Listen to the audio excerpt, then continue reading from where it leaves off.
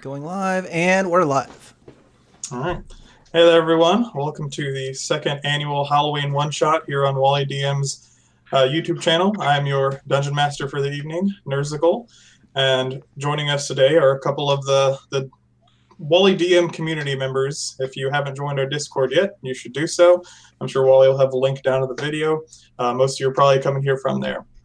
But tonight, we're going to run through a horror adventure of my own design called Stuffed, which is one of the 10 Halloween horror-themed one-shots that you can find in my Tome of Horrifying adventures, which you can pick up with the DM's Guild right now as a pay-what-you-want product until Halloween. So if you don't have it, you can go out and find it. And make sure, if you're not already, to subscribe to Wally's channel. He's almost at 10,000 as of the time of us recording this video, so we'd love to see him roll over that milestone and have a big giveaway for everyone. He puts a lot of work into the channel, makes an awesome community, so be sure to follow him on all the social media and, yeah, stay engaged. Thanks, man. So without further ado, I'll get us kicked off. So a year ago, we had another adventure. And some of our adventures are coming back from that. It's only been a few months in game since the horrors of the Bog of the Hag, where Harper and Arphef nearly met their demise at the hands of this horrifying, twisted hag in her cabin in the middle of an endless bog, who I believe snapped the jaw of Harper nearly completely off at the end of our adventure. And unfortunately, after those traumatizing events, some of the party broke away to go on their own adventures, but Harper and Arphef, have decided to stay together, and on their journeys, they've recruited a few new adventurers to their team in the form of Tink and Jalanmarunmorn. I'm gonna have to get used to saying it, and yeah, that's a tricky one. But on this particular adventure, they are making their way on a ferry down the river towards the town of Fern Valley, a quaint little town along the river, nestled between the mountains. It's a beautiful area, often chilly, but it's more of a luxurious area to live. Prices of living are a bit higher, but active trade at all times as ships and trade barges are constantly going down this river. And it is here that our adventurers find themselves stepping off on the docks, for they have caught wind of a flyer that seems enticing. It's by a man, Oleg Hassenfield of Hassenfield Toys, who is searching for his missing brother, who's been gone for a few years, and he wants to make things right, and he's offering a sum of 400 gold for finding his brother. And this amount, as you may have seen from the reactions of some of the people in the video, is a pretty high fee for simply tracking someone down. And so it's the most enticing flyer. It doesn't have many details about what this entails, but such an offer has to have a catch. And so as we step off onto the dock, getting off the boat onto the Osage River, and you step in front of the old Osage Tavern with a nice banner up above that says the oldest tavern in Fern Valley. There's a dock leading down over the water. You can see tons of these docks, about 300 feet wide, very, very large river, as a matter of fact. And you see people with fishing rod and tackle fishing up their own dinner for the evening, or just having a good time. People with chairs out on the docks getting a drink. And it is here that they step off and make their way into town for the first time of Fern Valley. And we'll take a quick moment to go around the table and everyone describe who their character is, what they look like, so you can have that picture in your head of who we're dealing with in tonight's adventure. So we'll kick off with Harper, played by Wally DM himself. Fantastic. So I'm going to be playing Harper. He is a half-elf glamour bard, and he gave up I think is muted. Oh, he is in fact muted. There we go. I can figure these internet things out. New to videos, it's okay. Yeah. So I will be playing Harper. He is a half-elf glamour bard, and he gave up the honky tonks of the inns to pick up an adventuring life. Although he does want to pull out his banjo or harmonica and play a few tunes every now and then, but he has already experienced the horrors of the Bog Witch, and with that, I am prepared for anything to happen today. All right, Tink, who are you? If you want to unmute yourself. Yeah, I'm Tink. I'm a Kobold Artificer. Kind of wear some piecemeal armor, and I got this nifty crossbow that has a +1 on it. Pew. Sounds intimidating. Yeah. And then Jalanmarunmorn. Yeah, hi. I'm a dragon halfling, red dragon halfling. My halfling mother had a love potion accident, and I've got a bit of magic from my daddy, and a bit of a sneak. But I'm a sneak for my friends. I don't sneak on my friends, and I just wander around doing the stuff that I need to do. The skills could come in handy tonight. And finally, Arphef. Perfect. I will be playing Arphef, the Dwarven War Cleric. He is a character of mine that started off as a one-shot fastcharacter.com creation of Wally's at Gen Con last year. He has since left his time serving in the various Dwarven armies of the Forgotten Realms to go off and adventure. His time has seen him in some pretty interesting scenarios. He's been trapped in a clock tower of time. He has escaped the first layer of hell, Avernus itself, and he has traveled out from the city of Sigil at the heart of the universe, or the multiverse, and has now traveled with his friend Harper here for about a few months now. He is a well-kept Dwarven barbarian, unlike myself, who's still got that quarantine lack of haircut going on. But he's got a Dwarven warhammer and a shield that he carries, as well as a symbol of Morden there across his neck. I don't know if this will be quite as exciting as escaping the center of the multiverse or escaping hell, but hopefully it'll be exciting for Arphef. So yeah, you guys are stepping off this ferry with a few other peoples. It's pulling up alongside one of the larger docks along the river at this old Osage Tavern. You can see there's buildings lined all the way down the river. Each one of them has a dock. It's kind of a riverfront town, and there's buildings on either side. And as you look up and down, as far as you can see, there are no bridges across this river, but you do see, looking up, a few ferries taking people across.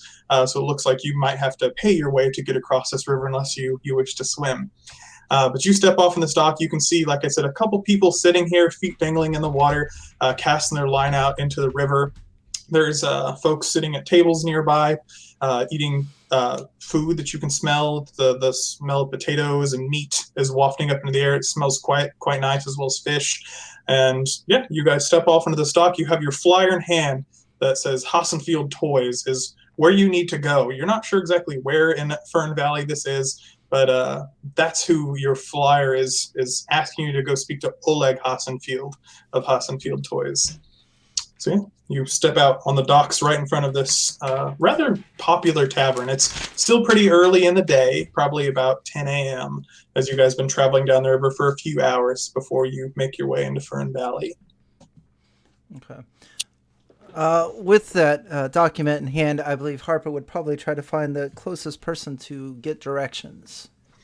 Yeah, and you can pretty easily flag down. You see a nearby waitress, and she kind of makes her way over. She's, "Hi there, welcome to Old Osage Tavern, oldest tavern on the Osage River, oldest tavern in Fern Valley.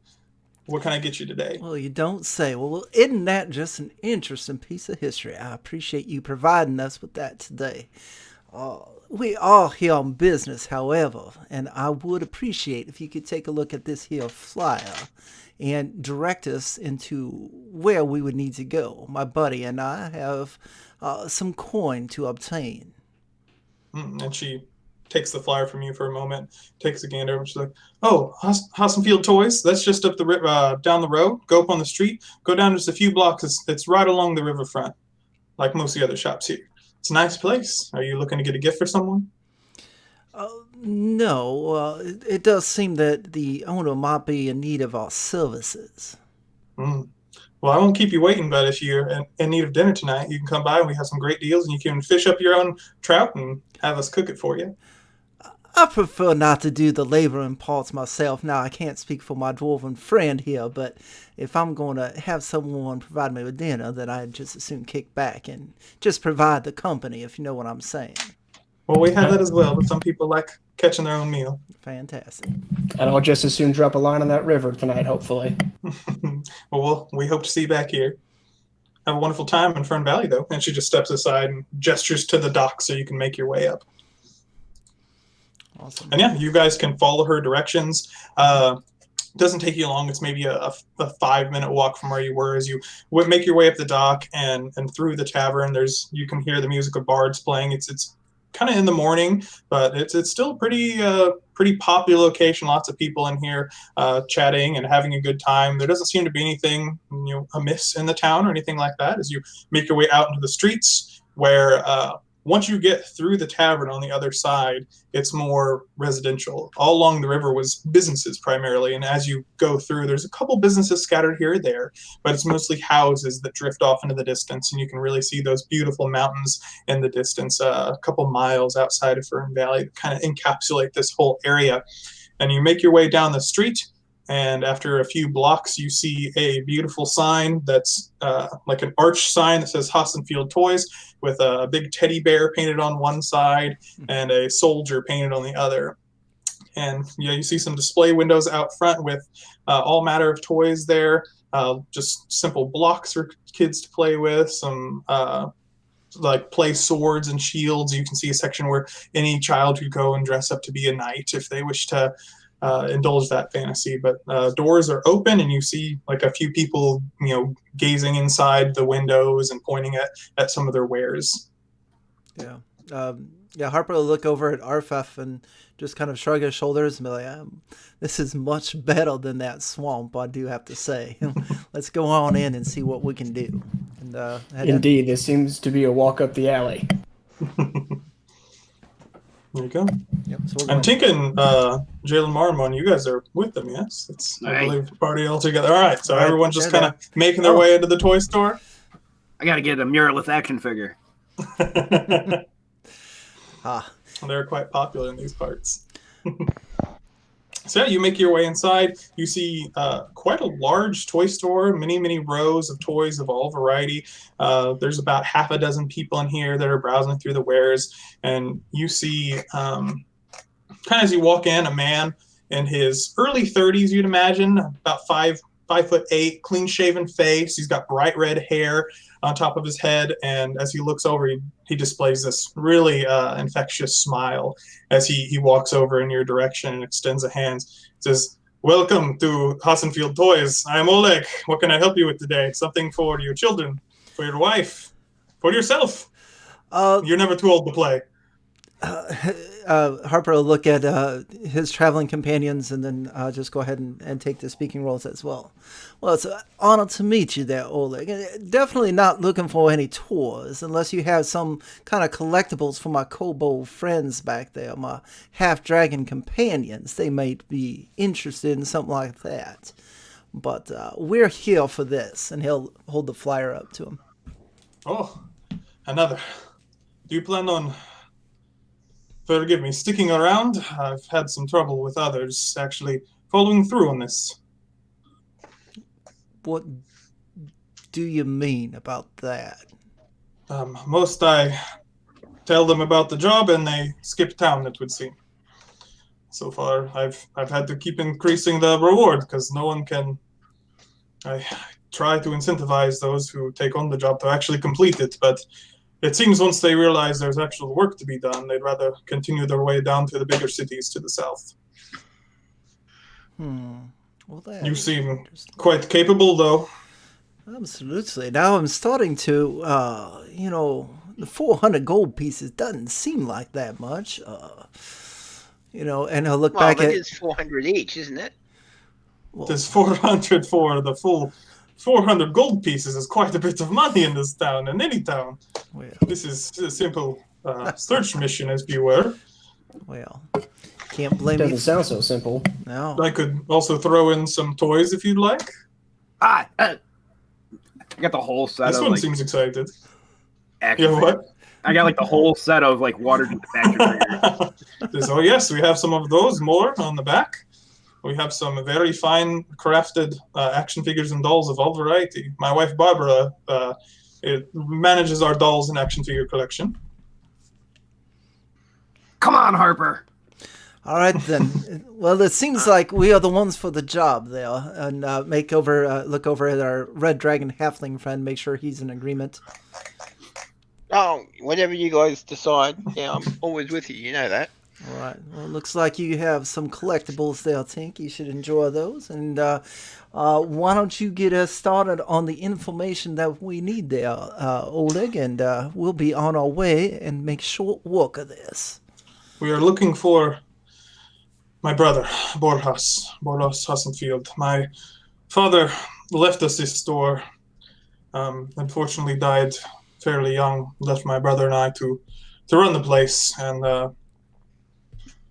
Borjas and I had different ways of running the store. He was passionate, we'll say, about his craft and would obsess over creating the dolls, some of which you still see on the shelf, that would take him sometimes weeks or months to complete. And so, after a particularly dreadful fight, he said that he wished to leave and start his own store. And I have not seen him in the 4 years since, unfortunately. But as my children grow older, I don't want them growing up without their uncle.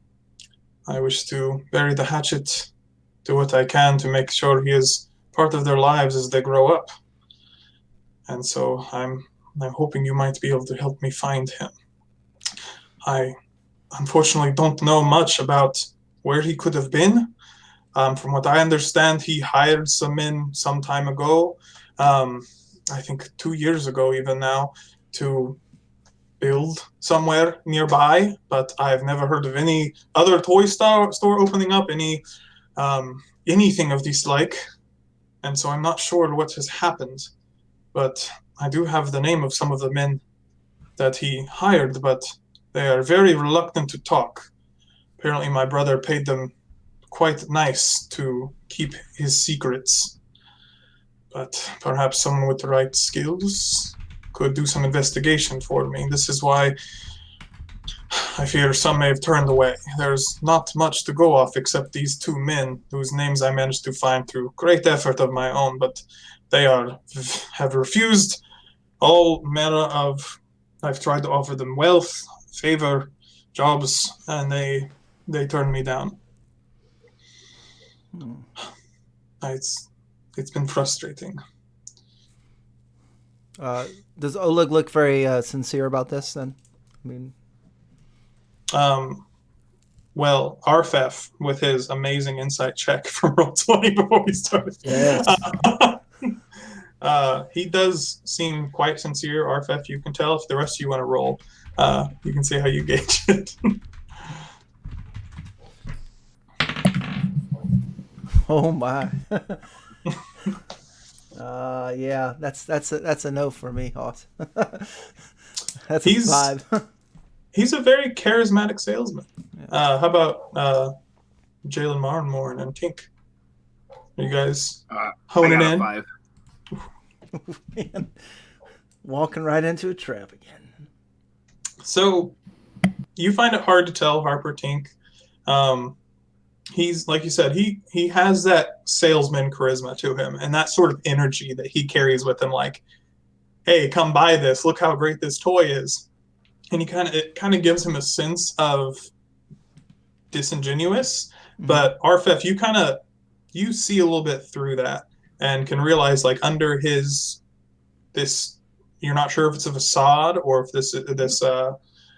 this face he wears when he's dealing with customers, there is sincerity there, that he really is searching for his brother. You could see a hint of sadness when he was talking about his children being without their uncle that resonated with you. That does sound quite sad. I hate to see a family not be whole.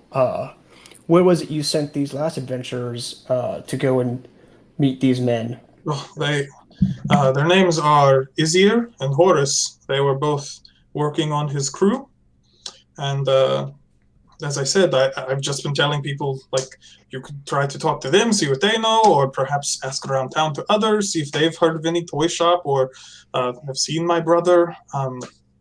But he has red hair like me. He's just a few years older.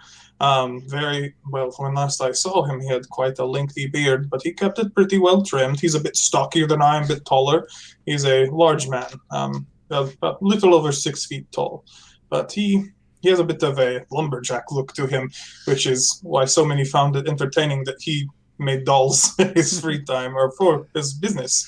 But he was passionate about his craft, and he was quite good. It's just not profitable. We have to move product through the store to keep it open. Well. But he says, "Here, one moment," and he goes over to a nearby desk, and you see him grab a quill, and he scrawls down for a few moments, and he comes back over and hands you a scrap of paper with the names of the people on it. That's one of them, and the other is Zir Kodash.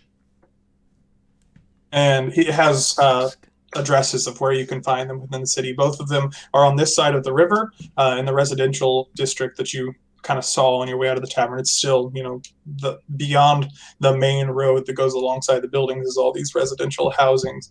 And there's only about little over 1,000 people in the town, so it's not particularly large, but it gets a lot of foot traffic because of where it is. So it's primarily like tourism that this town thrives on, and the trade.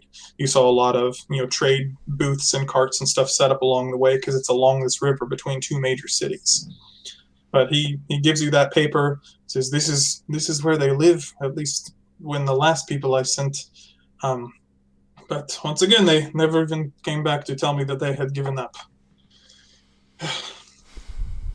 Well, Harper, look around at his party members, and well, it sounds like we have a lead. Any other questions for this gentleman? Seems as good a place to start as any. I'm happy to answer anything else you might need to know if it's helpful. I don't know of what else I can do for you, though. One more question before we do go, though, however. What toy would have been your brother's favorite to make? Was there one in particular that he is known for? Oh, he specialized in... you can follow me. And he kind of walks you over to a section of the store that is covered with dolls and like little soldiers. And you can see some of them up on a high shelf, each of which has a price tag beneath it and the realm of 50 to 100 gold. And as you look at them, they are beautifully crafted. Like, they just have all these fine, intricate details. The clothing is incredibly fine with all these little intricate parts and pieces. They have like little fingers that move with like each individual joints that have been carved down. And it's almost like frightening how realistic some of the faces are. It hits that that gap of uncomfortability where it's too close to being human without actually being human. And he just looks, he says, "These were my brother's projects. As you can see, it's been nearly 4 years and some of them are still on the shelves. It's so high dollar, not many can afford, but I mean, each of these he worked on for 5-6 weeks. It's just to cover the materials and the time he worked. We kind of need to charge a lot for it. And some people love them because they're so realistic, and some people find them terrifying. It kind of depends on who you ask, which little girl or little boy you try to show them to." That makes sense. I'll take one of those, please, and you can take that out of my earnings. I'll cast Mage Hand and use Legerdemain to make it invisible, and turn one of the heads to face Harper. How does Harper respond to this? I don't want that one there. That one's got something wrong with it. That one creeps me out. I assure you, none of these are all perfect creations. My brother has his personal seal of approval on them, but I don't think I can give you one of these before you complete your mission unless I have some sort of collateral. If you would leave me the 50 gold, I would be happy to give it back, but I mean, everyone else has just taken off. I cannot have you walk out the door with 75 gold worth of merchandise. not knowing if you'll return. I understand the predicament on that. That's fine. I just thought it might be easier to find him if we had a small piece of his work to show around for others to maybe compare it to. But is there anything you could leave me that you care about or has some value? Well, Doesn't even need to be equivalent, but just to know that you're not going to go running off. I do have a red dragon halfling friend back here that I could leave for you if you'd like. As an employee? It would take some time to work off such debt. That is true.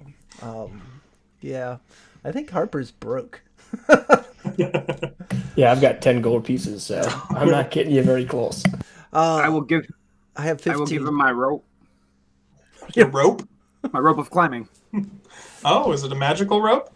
It's one of my arcane infusions. Do you offer it up to him? I say yeah. Just, I'm afraid a piece of rope doesn't quite compare to such a piece. If I worked really hard on that rope. I understand, but simply weaving together a rope is not quite comparable to something like this. I don't mean to offend.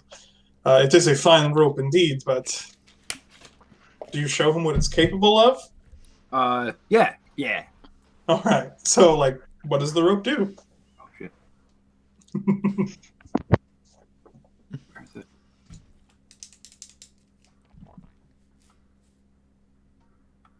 While they're haggling, Arphef is going to go over each one of these dolls and see if any one of them stands out over the rest, or if there's anything that seems off-putting besides the one that moved its head. Make me a perception check or investigation, whichever you prefer.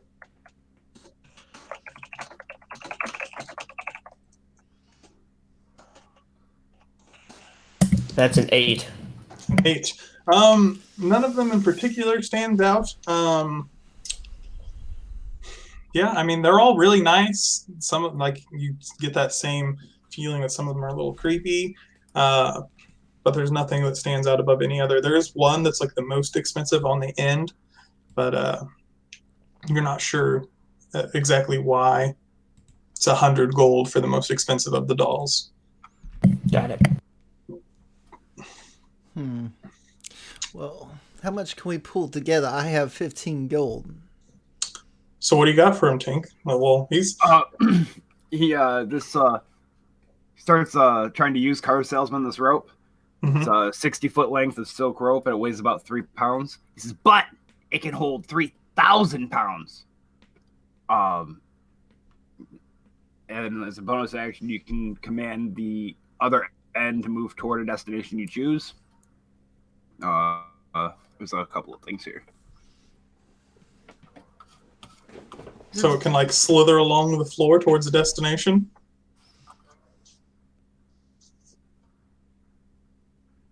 You can tell the rope to fasten itself securely to an object, or unfasten itself, or not, or unknot itself, or coil itself for carrying. There you go. That's pretty impressive. What do you show him? He's looking down at this little kobold holding up a silk rope. I make it do a couple of those things, I tell it to knot, and it ties itself up in a knot, and then I tell it to curl itself, and it does. And yeah, he's just like, this is a most impressive piece of work here. You did not tell me this in the start. It is magical in nature. Aye. That changes the game a bit. I think this would be fair collateral for one of the dolls. We can trade back when you're completed, or I'd be happy to give you one if you do manage to find Borjas and bring him home to us safely. Or just tell him that I forgive him. Tell him that his brother wishes to see him, that his niece and nephew wish to see their uncle again. They're growing up, and I really want him to be there. So make sure he knows that. We can do that for you. And he like reaches up and grabs one of the dolls and happens to grab the one, or he like goes for the one that's head's turned, and then he's like, "No, you didn't want this one." And he goes to the next one over and pulls it down. It's a little girl doll with like blonde hair and a pink dress on, like really nicely crafted shoes, almost look like a real pair of shoes for someone. And then, like I said, you can see like little joints in all the fingers. And it's just very polished and shiny, and he holds it out to you and then holds a hand out for the rope. Do you hand it over, Tink? Yeah, hand it over. Just thank you so much. I please, even if you give up, please just come back and let me know. All right? That's all I ask. Absolutely. But I understand that if you hit the dead end, that's fine. You can be on your way, but I just don't want to have false hope drifting out there. Not a problem there. Now, if you don't mind, we're going to go ahead and get on our way, and we appreciate you hiring us for the job. So, look back at his companions. You all ready to roll? Indeed. Yep. All right. Yeah. So let's take off. Let's go find these guys. Whose house would you like to visit? Have a Azir or a horse? No, they don't have really any descriptions about them. There's one house. Azir's house is a little bit closer, but both kind of in the same residential district. They're only a few blocks away from one another. Start with the closest. Yep. Sounds good. All right. So you make your way over through the residential area of the town. Not a whole lot of action going on at this time of day, and find your way over to the house that is written with its address on the piece of paper that you have. It's a pretty quaint little home. Like, it's very similar to a lot of the other homes here.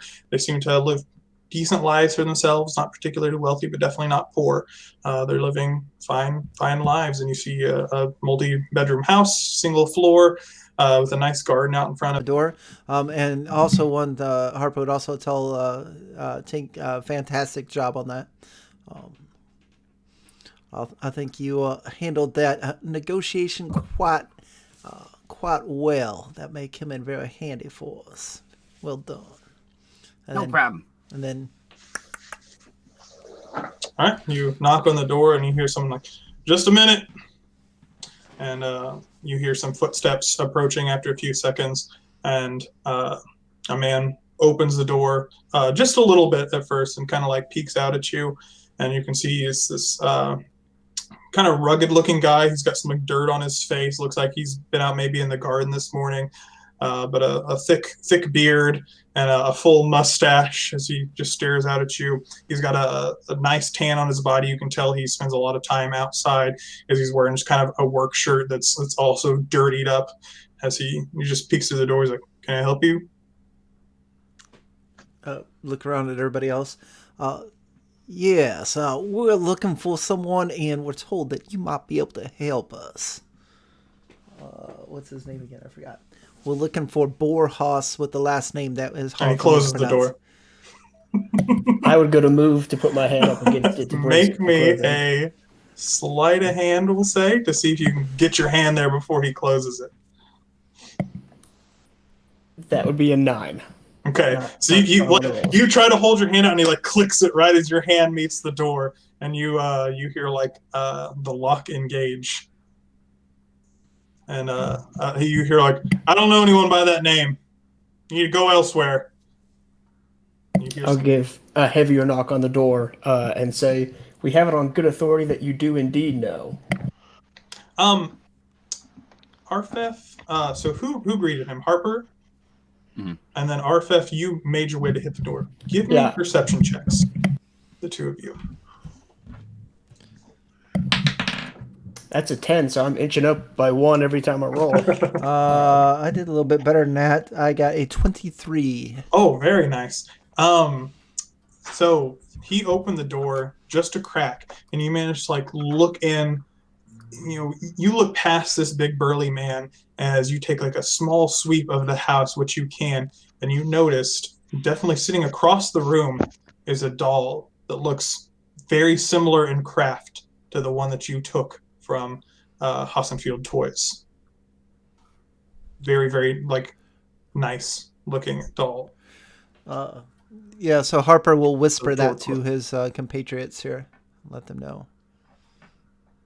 So he closed the door and you heard it lock, and then he sounds to be walking away. What would you like to do, if anything? Well, What's the lock look like? You heard what is it called? Where that like shuts on the inside? Like is that a deadbolt? Yeah.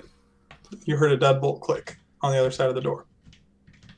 Hmm. There are windows in the house so you can see inside. So you could like see into like his living room and back into the kitchen, but it sounds like he kind of stomped off. But it's up to you.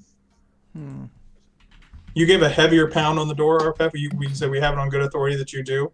Yep, definitely. Yeah, he doesn't respond to you when you say that. If I look in the window, can I see the door? Once you circle around, and Harper made mention, you can see like its feet sticking out. It's kind of on the other side of a fireplace, like propped up against the wall. Huh? The door. Oh, can you see the door? Yeah. I'd say if you flanked around to the side of his house, you would have a window where you could look in and see the door. Is that within 30 feet? Yes. Okay. Mage hand, open the door. So you're going to sneak around to the side of his house? Will you give Yes. me a stealth check as you do so?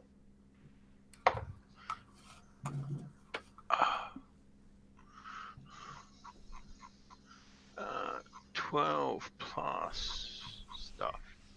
As I see my architecture friend. Dirty 20.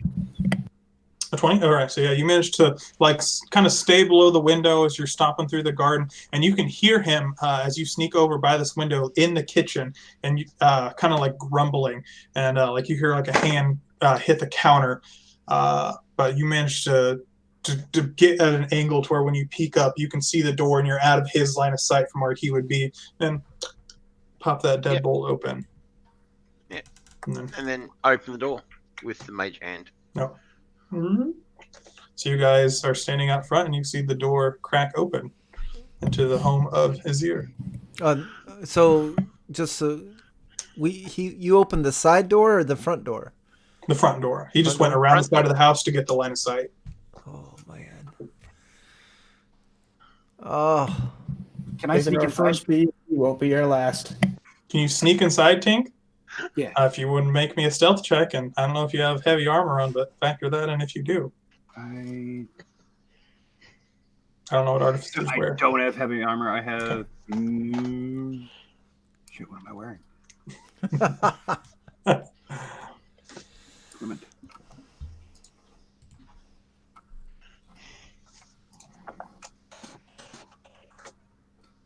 It's not. I don't understand D&D Beyond.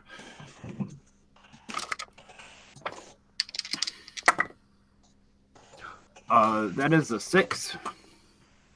Okay. All right. So you're like trying to sneak in. You're like cha-ching, as your armor clicks a little bit as the door. It opens all the way. You only see it open a little bit, and you hear like, "What the hell?"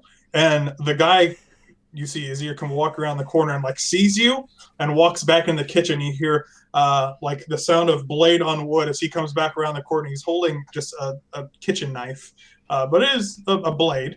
He says, "You get the hell out of my house! I told you I don't know anything. How did you open that door?" It opened up. I was just standing on the other side. I thought you opened it up. And he like starts stomping over your way. "Get out!" I scurry out. And he goes over and he closes that door and like locks it again. He says, "I don't want any of this. Just go away." We know what you did. Give me a persuasion check. Persuasion or deception? I guess deception. Yeah, we'll do deception. All right. You don't know what you're talking about. Gosh damn it. 9. Because we didn't do nothing. It was just a job, all right? That's not what we heard. Now, Well, someone's lied to you. we're not trying to take sides, and we are going to keep your name out of that, but we just need information on where he is. Yeah, so I can disappear too? I don't think so. I'm still just yelling through the door. It's kind of muffled. Now, they say that disappearance is just no wise tale. Because, friend, you don't know what you're talking about, because Desmond's been gone for 3 weeks now. After he talked, I ain't talking. Who the fuck's Desmond? They turn around and look at everybody. Who's Desmond? It's not on my note sheet. You've not heard that name till now. Well, we do need to prevent anyone else from disappearing. So any leads you can give us to the next destination. Or should we go and talk? Where are we at? Horace, or is it? You're at Izier. Izier. Or do we need to go and speak with your friend Horace? His horse ain't going to tell you anything either. I told you, Desmond, he's the one who talked, and he ended up gone. His whole family's gone. I don't know if he's left town, but that crazy guy said it was just a job, but he said he'd kill anyone who told him anything about it. Oh, man. Madness in his eyes. Are you into saving lives, my friend? If you had the opportunity to save, let's say, 4 lives, would you do it?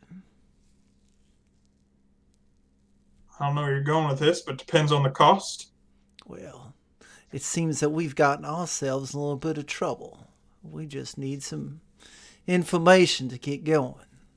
Now, if we don't get this information, we may we may disappear as well. And then he's looks at back to everybody like,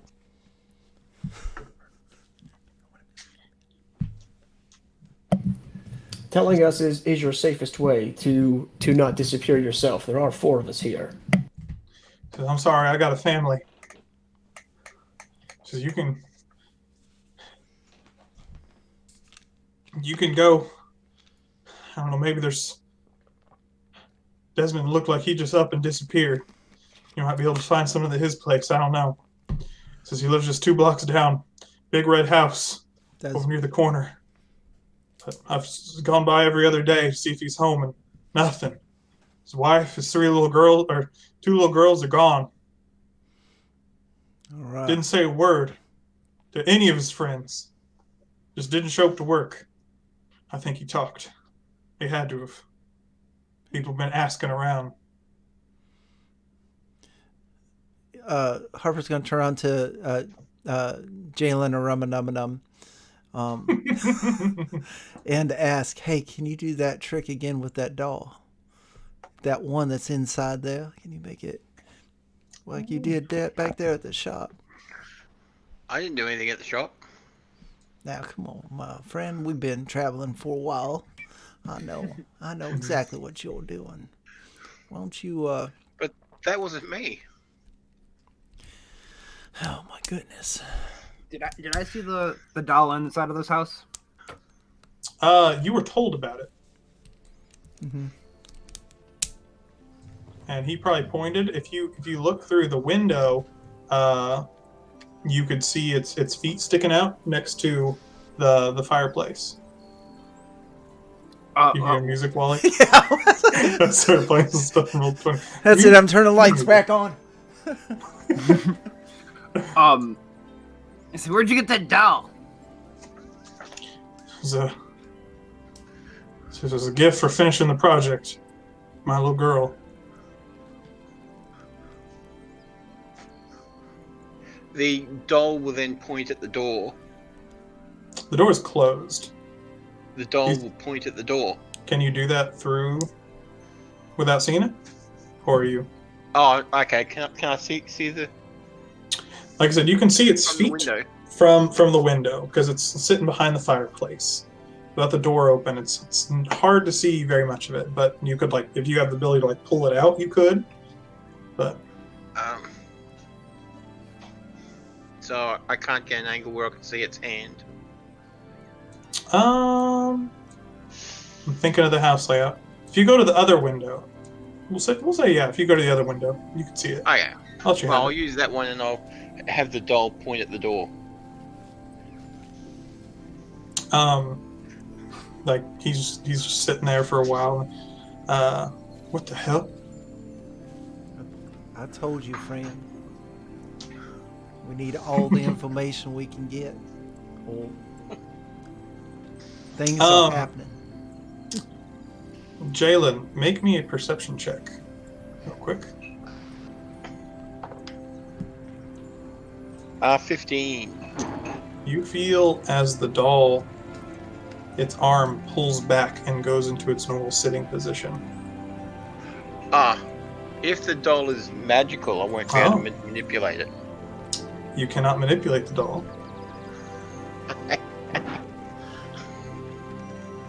So its finger does not go, but you feel, when you try to move it, that it is some sort of magical device. That was your perception check. Meant to do it. So no what the hell, but you do realize that this is some sort of magical device in his house.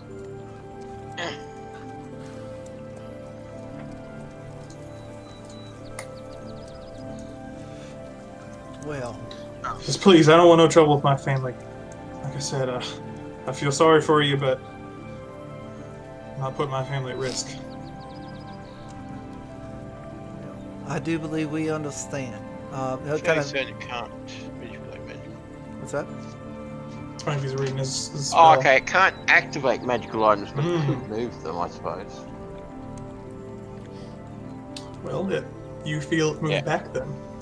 Okay. Against your movement. Like you feel that tug on your mind as it settles back down. And you see the head give it a little shake.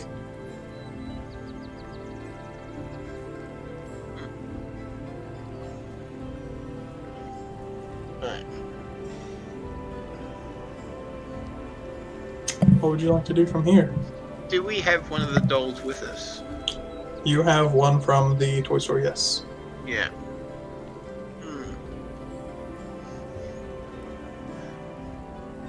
Tink has it, I believe.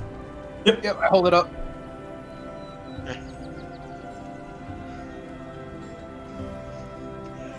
Well, I'll go back around to the rest of the party, and I think the dolls are magical or possessed or something, because I could move it, but it moved itself back. Oh, you're just trying to get me again. I see what you're doing there, Jalen. And he hears you guys talk. He's like, "Are you guys going to get away from my property? It's We're going to have a problem." Jalanmarunmorn. I've told you many a time. Right. Harper. I do my best. It's just one of those tongue twisters for me. You understand? Yeah, I'll wait I by the road. understand, Crapper. Yeah, I think we could probably have this conversation as we start walking off. All right. Oh, were you trying to talk there, Arphef? Oh, I was saying we can go check out Desmond's house next. Yeah. Sure. Yep. So yeah, you guys want to go talk at the end of the street or anything? Or do you want to head right over to this other home? I think we head right over. Maybe talk as we head over there. Right. Yeah. Right. So you got directions to the house. His is actually on the other side of the river. I forgot. So you guys head down to the riverway. You got to get yourself a ferry across the way, which only costs a few copper, as you have someone just pull you across by a series of ropes that they use to cross, and that they can pull down to let other ships cross without issue. And you go down through these streets a little bit. It's actually a little nicer part of town over here. You can tell this side of the river seems to be a wealthier district. As you come up on Desmond's house, it's this nice bright red house. You can tell that the paint sticks out a lot from the ones around it. and it's a 2-story home in a nice street. There's a few like people walking down through the area, so not incredibly busy, but still some people meandering about. And yeah, you see an ordinary home sitting. It's actually like on the corner of a street, but there's like a main street and then a smaller one that goes down the other way. Does it look like it's been attended to? I mean, like grass cut, no garbage hanging out. Things like Make me some perception checks. Do you like kind of circle around the house, or just what you can see from the street? Yeah, I mean, not in a creepy fashion, but kind of just. And there are guards that are like in the town patrolling. There's not like a huge amount of them, but probably within shouting distance from anywhere you've been, you could call a guard. Okay. Just for reference.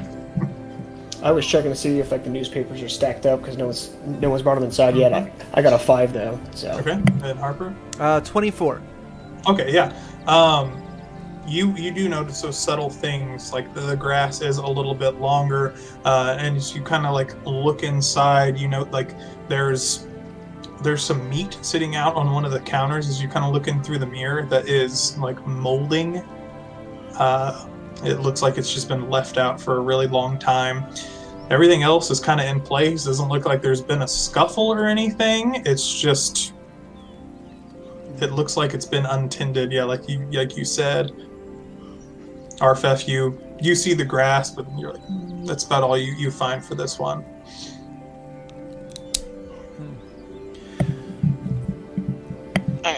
Is the door unlocked? As you walk up to the house, try to open it, it is in fact locked. Okay. And you can feel the handle kind of give a jiggle as it has a key to open. Oh, well. Looks like this lock's broken, so I'm going to pull out my repair kit. And just makes me a thieves tool check. My repair kit. Of course. And I'm going to fix the lock. And I'll kind of stand to cover him from the street, just kind of looking out to see if there's any guards coming nearby. Yeah, I'll watch the other direction. Yep. All right. Awesome. So make me some perception checks. Jalen, you make a stealth and then a thieves tools or repair kit. Alright, Back to 21 back for my ones. stealth. Okay. And thieves tools is Daggers, isn't it? Harper, how do you do? 23. Nice. So, Arphef, you get distracted by a particularly large boat going down the river, and you're like, oh my god, that's a very large trade vessel, as you're watching it go. But unfortunately, Harper, he's looking around, he holds up a hand for a second while there's a guard approaching, who kind of takes a turn, walks around the block, and then, Jalen, you go in there, do your business, and what's your check? And 25 for my 25. thieves tool. Yeah. This lock is no match for your superior lockpick or repairing skills. As you fix it in a heartbeat, it just click, and you feel it pop, and the door is unlocked. Lock's repaired. See, click, works. Well, Harpo will signal for the rest of the crew to go in and kind of just watch, make sure that nobody's visualizing this break-in. All right. So yeah, you had that great roll. We're gonna keep you over here. Nice. Off screen. Yeah, you guys step into a house that it looks like a lot of the contents here some of the stuff's been like shoved over to the wall, but everything in here just seems to be in order but abandoned. You see like a layer of dust and everything. Like you said, you can smell that rotted meat that's sitting over on the counter. Doesn't look like anything is out of place necessarily, or that there's been a fight or anything that's broken out here. Just there's just no one home. I will be looking out for any dolls in the house. Make me a perception check. See if you can spot anything. Are you going to be looking through this bottom floor? Wait, say again? Yeah. Are you going to be like looking around through the bottom floor, like specifically like looking under the chairs, or are you just kind of like, if I give a glance around the room, like what sort of searching are you doing for dolls? Oh, I would be doing a left to right sweep. Okay, across so the just bottom make me floor. a perception check. And I got a 23, so I'm finally honing in. Nice. You, with your sweep, you do not spot any dolls. There is a stairwell going up to that second floor in the room, and if you look over in roll 20, you have a little small graphic. You do see, a set of stairs going up to that second floor, but nothing catches your eye particularly in this floor, Arphef, but you got your eyes sharp on the lookout.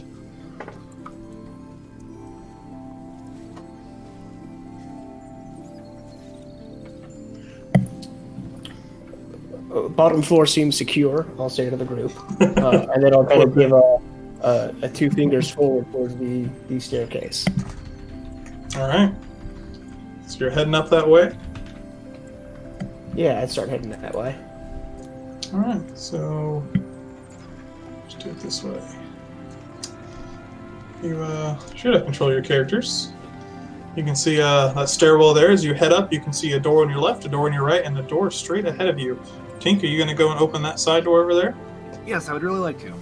Yeah, you open a door on the side of the room. It's unlocked. You see a bed and like a little chest at the foot of it. It looks to be a guest bedroom, if you, from what you can tell. Can I check what's in the chest? Inside, unfortunately, is just a stack of blankets and like pajamas for if someone were to stay over. No dolls or anything nefarious, but also nothing of value in this one. Gotcha. I'll have a look in this other room. It is a bathroom. So there's like a wash basin and a toilet in there. And Arphef, you go upstairs, you find these 3 doors. What would you like to do? I would take a moment to listen to see if I hear anything. Alright, yeah, make me a perception check again. Oh, a 24. Oh my gosh. You actually do. Coming from this door. Very, very faint. It sounds like wood creaking, like maybe a door that's being opened ever so slightly, and it has a rusty hinge or something like that. But very, very faint. But your ears just perk up just a little bit, and you have a feeling. No voices or anything, just that. I would move up to the door, and then I would basically yell down to the bottom floor, "I've got something here," and then I would try to swing that door open. All right, you swing the door open, and it opens without resistance. What do the rest of you do when you hear him give this? Oh, Well, I'd like to go to his side. yeah, I'm going to rush up as well. Coming! Yeah, am I still outside? if you wanted to stay on guard, then yes.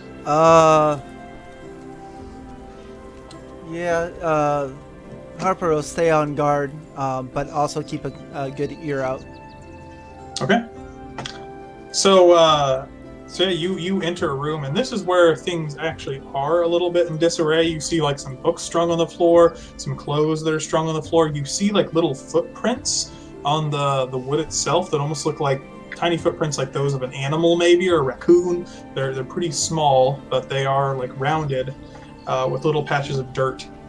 And you see like a cabinet or a wardrobe across the way. There's a bed with 2 nightstands, and then there's a cabinet in the room. You can see a plant off in the corner. Yeah. I've definitely got my warhammer drawn, and I'm going to go around this corner of the room over here. Okay, looking at the closet. Yeah. All right, you see the door is closed at the moment. I would just kind of one hand up against it with my ear to it as well. I would just push it open. All right. You push the door open. You see a little doll standing there that immediately leaps out at you with a needle in hand. I need you to roll for initiative. Oh, man.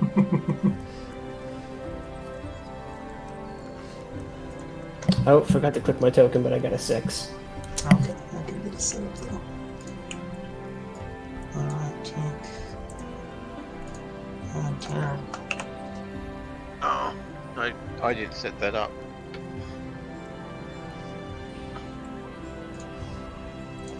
All right. Do I need a roll for initiative being the thing as well? Yeah. Yeah, go ahead and roll for initiative for us. Okay, so that's this one. And is this like a doll-sized doll?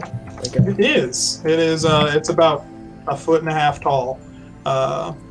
Yeah, just like a doll similar to the other ones that you've seen, very, very nicely crafted, like staring up at you, but holding like a needle in hand as it stares up and it's just like leaping at you.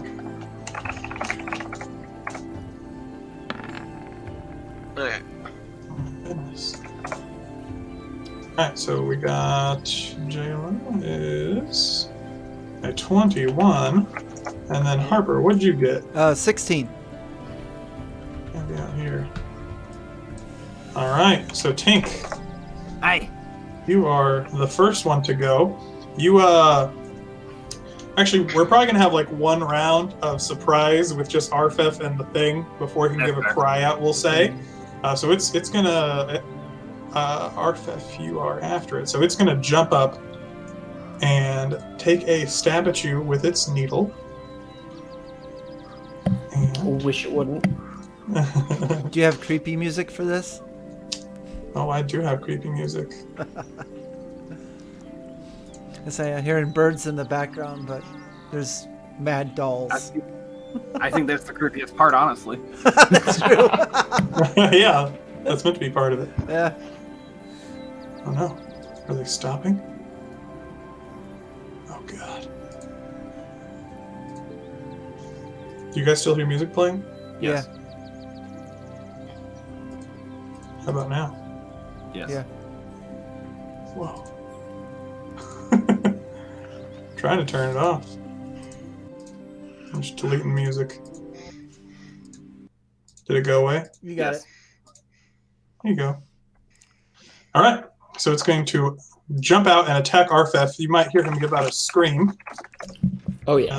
as it tries to stab him with this needle. So 16 and an 18 to hit. Those are 2 hits. Oh no. Arphef. Unfortunate.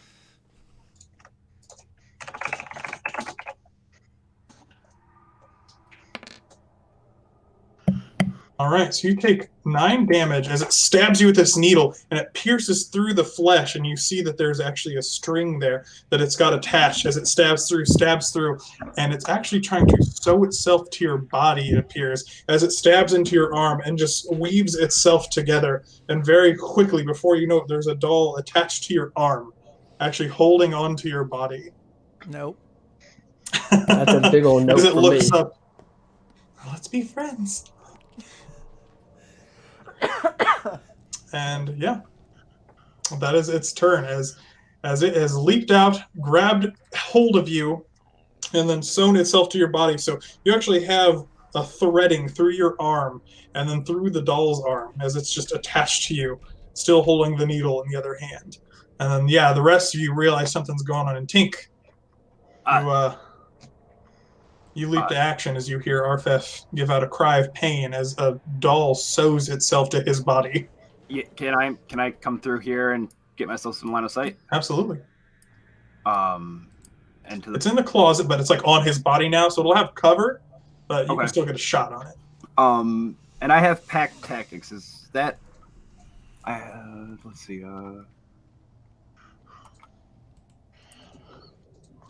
Question is, do both creatures have to have pack tactics?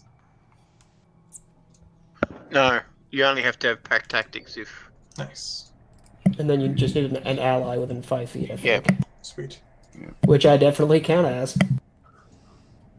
Yeah, but I use a crossbow, so yeah, that'd probably be best. Because then it'd be a straight roll. So yeah, if I could get about there, I'd like to make a shot at it with my crossbow. Absolutely. How do we do this? Actions. 12 to hit. 12 to hit actually does hit the doll. Oh wait, partial cover does not hit. Damn. Because he's got Arphef's like attached to its arm. So you're trying to be careful not to shoot your friend because it's attached to his body, and you pop a shot and it hits the back wall of the closet. Anything else? That is my turn. All right. Jalanmarunmorn.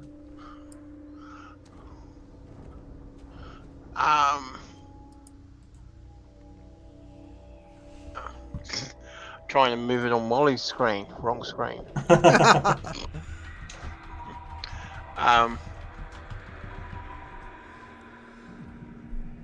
Yeah, I've got 40 movement, so I can move to there, thanks to the mobile feat. I'm going to attack the doll. All right. So, Tink, was your attack with advantage because you have back tactics, or? Well, as I had disadvantage for being too close. Oh. Okay. So it would have been a straight roll. Okay, I rolled a nat 20. That'll do. With my rapier. So, where's my...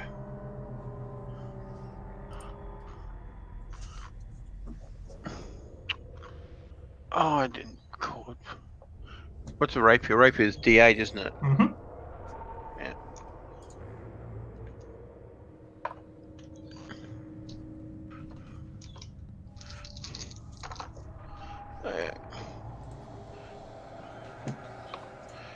So that's 6.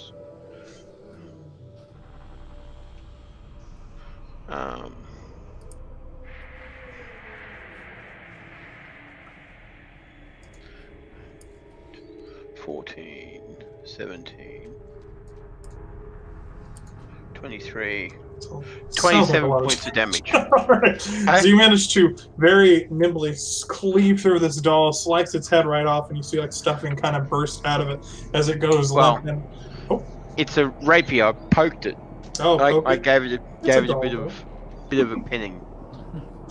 Slice through, and you see its head like kind of loll back, and it's still attached to you, Arphef, but you now have like a dead doll creature hanging from your arm. It only weighs a few pounds. It's not really holding you down, but it's still just like sewn to you.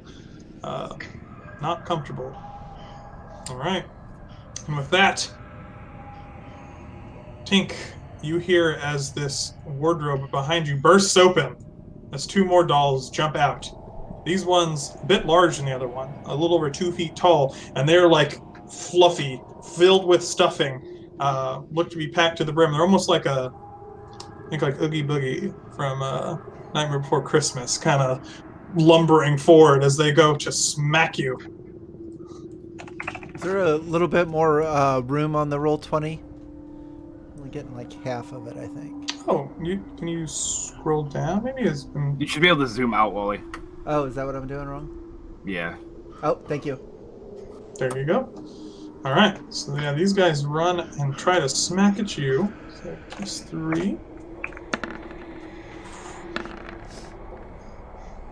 How many hits does that think? Just one? Or 2? I have a 16 armor class with my scout now. So managed to hit you just once. For a mere 7 points of damage as these dolls run up, and they're you see them just taking their long, fluffy arms and just batting at you, smacking into you. And it feels like there's some weights at the end of their hands. But yeah, they're just smacking at your body with a surprising amount of force, given that they're just these little dolls. I'll yell out for Harper. Harper! Well, I hear him. Yeah, absolutely, you hear him screaming. And Harper, it is in fact your turn as these dolls kind of surround Tink. I guess he's a kobold, so he's fairly small, but yeah, they're shorter than you still. They're standing there just like creepy button eyes looking up at you. These ones don't look quite as realistic as some of the others you've seen. These ones in particular, these overstuffed dolls that you're fighting, they seem to be made specifically for beating people. Harper, you're up. Right. Front door's still cracked a little bit. You hear your friends screaming. Yeah, so we'll move in. 5, 10, 15, 20. Do I know that's coming from upstairs, or should I Absolutely. All right, 30. And then we use that action to dash. Yep. Go up the stairs. It takes 15 feet to get up the stairs. So you can get to about here, I think, if you have... To there? Like here, if you have 40 foot or 30 foot movement. Okay. All right, so I'm right there.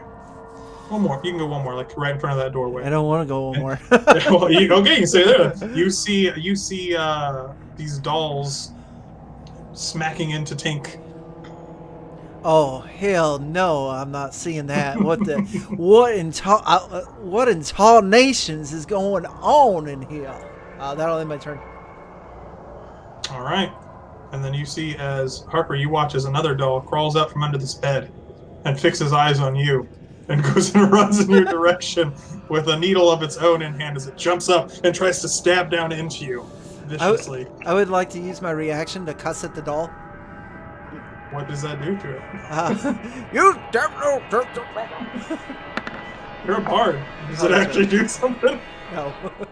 All right, so that's an 18, and the other one never wants to roll. Looks like a 9. So I assume the 18's a hit. 18 is a hit, correct. All right. You take yourself 4 points of damage as one of the needles manages to stab down into you as it tries to sew itself to you, but you manage to get up your arm and block as it can't quite get the stabs through the way it did on Arphef. Oh my goodness. And Arphef, you see the one on your arm kind of like twitch as its body thrashes and then like goes still as more stuffing pours out onto the floor. And the needle clatters to the ground. And it is your turn. Would it be just a free action to rip this thing off of my arm, or would that take up more of my turn? Now that it is dead, I will say it's a free action to do so.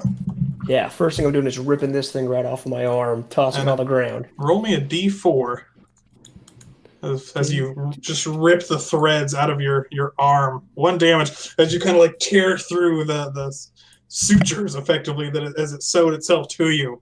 And you drop it to the ground as its eyes just stare up at the ceiling with creepy, like very lifelike eyes that are perfectly painted on. And you still see it blinks one more time before it goes perfectly still. By Moradin's beard, of all the things I've ever seen, and I'll two-hand my warhammer, come over by Tink, and then try to slam down on top of this one right here. Absolutely. Give me an attack roll. With a 7. 7 is not a hit against the overstuffed doll, unfortunately. Anything else on the turn? War Cleric, do you want to get a +10 or? No, that's all right. I'm gonna hold that for now. But I am a war priest, so I will use a bonus action to make a second attack. Nice. Against this same one with a 9. Unfortunately, another miss. As you're trying to smack this doll and you hit it and it just impacts. The first one, it steps aside, and the second one, you hit it and just cushions in. And you hear like a mild squeak as it, and then fluffs back out. As the hammer doesn't seem to be doing as much damage against this large, stuffy object. Even without like landing a damaging blow, you can tell that a hammer may not be the most effective tool for this particular job. These are cursed dolls. Tink, it's over to you as there's these 2 dolls looking up at you, like fists kind of swinging at the ready as they're pummeling at your chest and legs since they're close to your height. I'm about to provoke 3 attacks of opportunity. Oh boy. As I go 5, if I can. 10, Yeah, I mean, 15, 20, 25, 30. all right. So first attack of opportunity. Second. Third. 1 hit. 4. 3 points of damage as the doll with the needle turns around and takes a stab at your leg as you try to run by. Manages to pierce in, and a bit of blood drips onto the floor as you scramble away. But the others, these ones with their flailing arms, just kind of batter at your legs without dealing any damage and seem to turn to look at Arphef. And then I would like to cast Fairy Fire. Absolutely. Should go right to there. Those 3 would have to make me a Dex saving throw. Dex saving throw, DC 12. Yeah, this is the first, second, and third. So this one is fairy fired. Give her a little purple dot. Attacks against her have opportunities as she starts glowing with this purple light. Or which color do you prefer? I was gonna use that green, but that's cool nonetheless. With green light. My mistake. All right, so yeah, the doll starts glowing and doesn't seem to pay much mind to it, but you've opened them up for opportunity for attacks. All right, Jalen, you're up. Unless you have something else to do, Tink, on your turn. Oh no, that is my turn. All right. What would you like to do? You see one of them glowing brightly with light as Arphef tries to bring down the hammer. Okay. I'm going to move around to there and give that one a poke. Okay. And you have advantage because it is fairy fired. Do I get double advantage because I've got pack tactics? You do not. It was worth a try.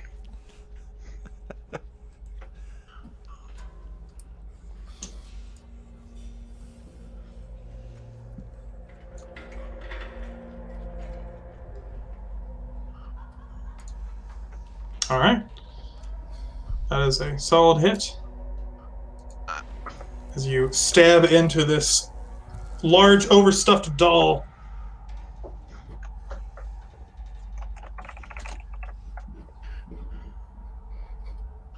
Will make some damage. Sneak attack damage, even, I believe. Ish.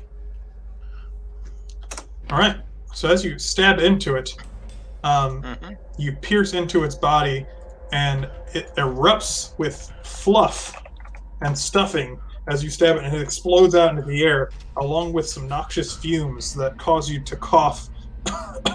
And as it goes up into your body, and you take 4 poison damage as a result of that attack, as the stuffing explodes in your direction.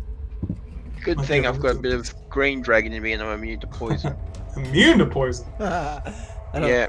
It's got everything. You better hurry up Right. and change your name. So you shake it off with no problem. No, I But the take doll's 4 still damage. No. I don't know what all kobolds. What kind of kobold is this? All right. Anything else in your turn?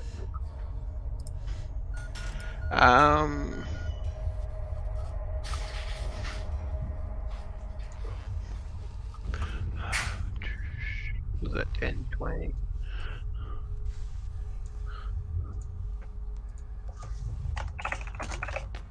Yeah, that's me. Done. Alright, so one of them turns and runs at Tink. You see one of the stuffed ones jumps up on the bed and runs over after him, tries to beat him again. For a terrible hit. And the other one turns and looks at you, Jalen, after you just crit it, and tries to take a smack at you for a 13 to hit. Is a miss. Alright, so it smacks. Oh, they have multi-attack. This is the second one against Tink, and the second one against you. Oh, and that's a nat 20. It's off the screen, so you have to roll it again. Damn. We'll choose the normal crit rules. Oh my gosh!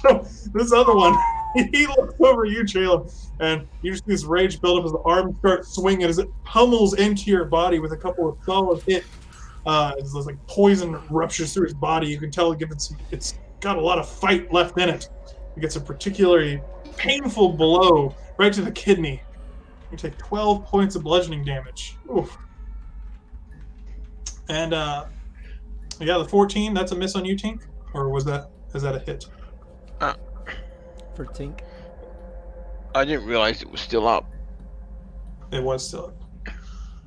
If I knew it was still up, I would have moved away. How far? It would have chased you. Which might have That's given fine. Arphef an attack. But Yeah. But that's okay. alright. I was distracted by the poison. Sorry.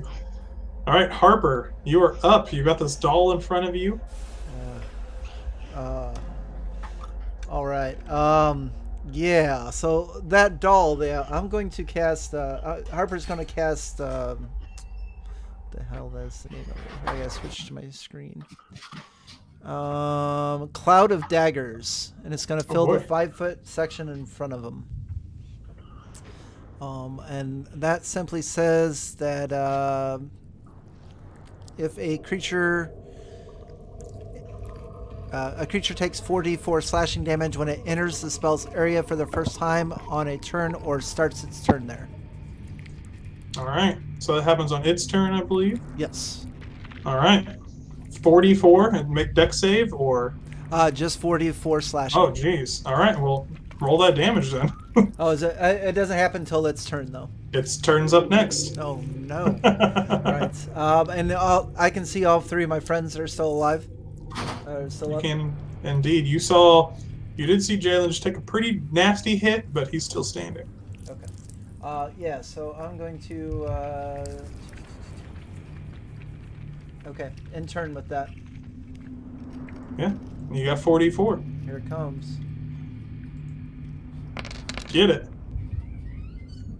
10. Ooh, and that's exactly how much HP this little doll has. Yes. These daggers just fill the area and slice as it cuts it to ribbons, as you see stuffing fly out into the air as it looks up at you with these, once again, just terrifying eyes as it falls back onto the floor, twitching and thrashing before it finally comes to a rest and lies in a little puddle of fluff. Well, slice and dice, darling. Arphef, you are up. The one in front of you is glowing green. It is bleeding out some stuffing pretty badly. You saw it take a pretty massive blow against Jalen just now, but it is looking weak. You can tell that it's lost a lot of stuffing. It's holding itself together through stitching, but the rapier certainly did some damage.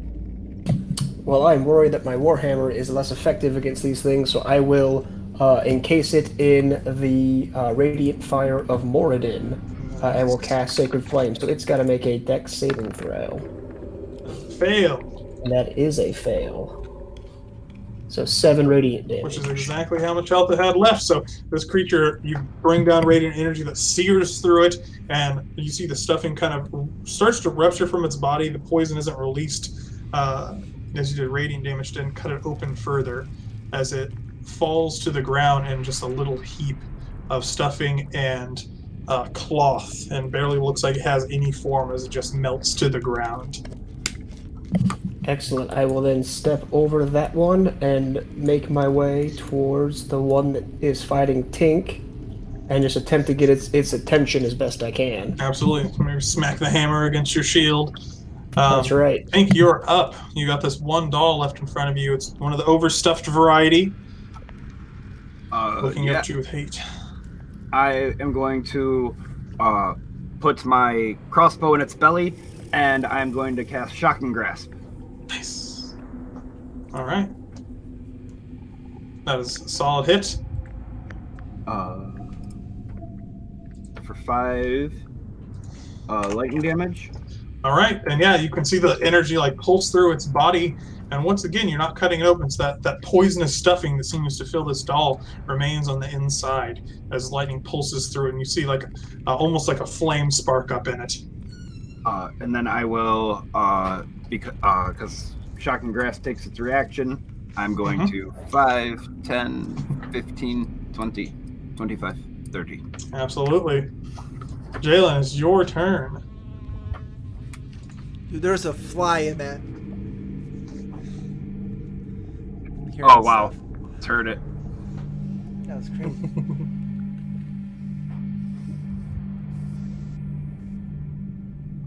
All right. What have you got? Oh, I think you're muted. Let's do the silly thing. All right.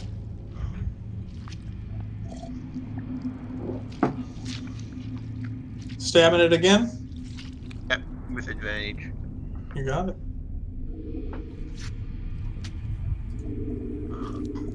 Right, with two owls. That is a hit. That's critical though. Whew.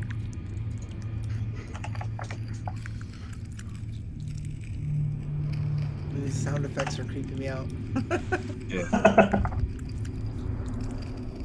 I was going to leave the peaceful town music on for now, but... Yeah, All right. That is enough to skewer the doll right through. A little bit of poison erupts out of it. This time only 1 poison damage.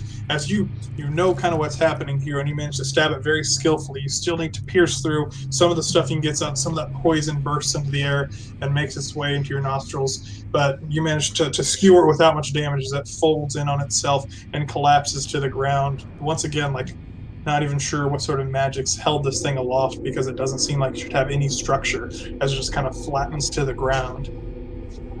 And all is calm in the household once again. As you seem to have defeated the last of these creatures. Jalen collapses to the floor, coughing, sputtering, Poor guy. spitting out blood. Well, is everyone doing all right? It looks like you all are okay then. Is Jalen unconscious?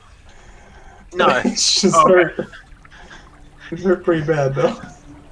but got a defibrillator. he's had the stuffing beat out of him.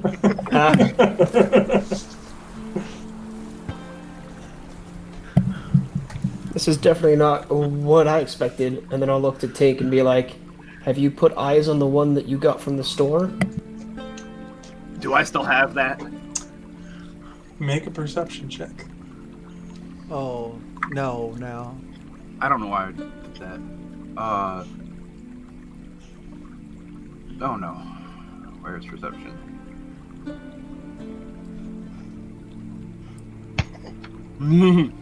It appears the doll is exactly where you left it. Thank God. Yeah, it's right here. It is, in fact, it's still in your bags. And It's like you notice the needles that were sewed itself to Arphef. Those ones look really similar to the one that you have, like very, very similar. The other ones were like these weird overstuffed dolls that don't have the same elegance and grace. They were kind of clunkier, but they seem to be effective. But the one you're holding is just still, as you look down at it in your hands. Yeah, I got it right here. I'd keep a close eye on that one if I were you. And then I'm gonna make my way over to Jalanmarunmorn. I'm already by him. And lay a hand on him and say, by Moradin's faith, may you feel a bit better, my friend. And heal him for 8 points of Very damage. nice. Of healing.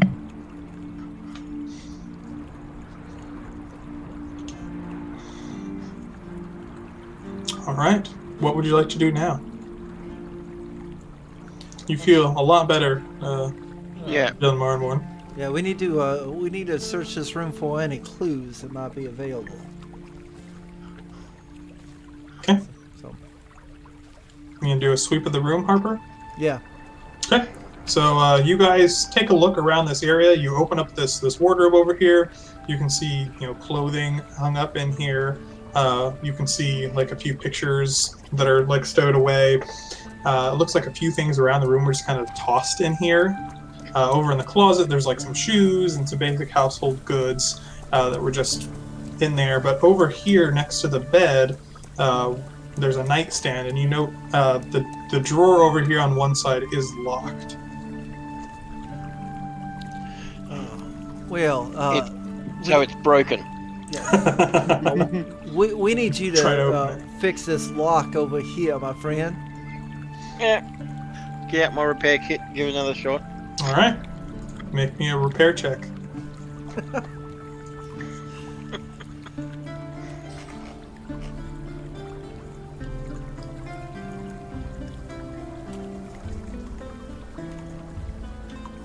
Once again, these locks have no match against you, as you manage to repair it. No problem. It is back to full working order as you pop it, and the drawer opens without issue. And inside you find a pouch as well as a book that seems to be well used.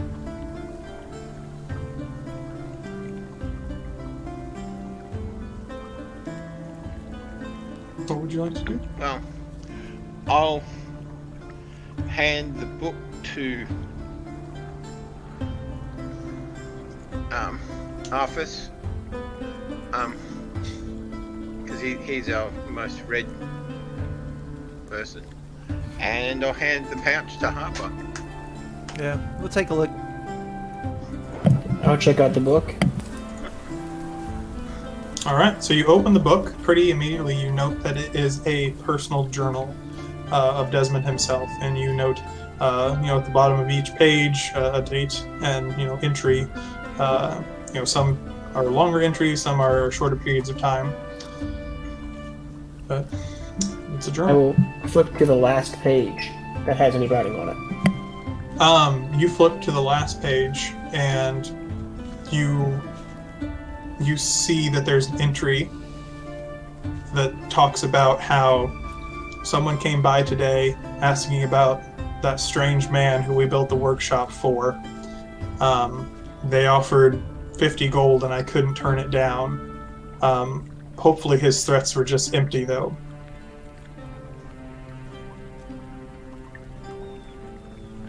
And my family could really use that money.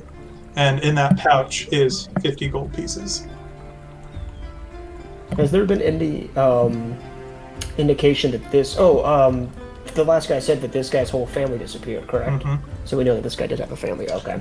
Make me a perception check, Arphef, as well.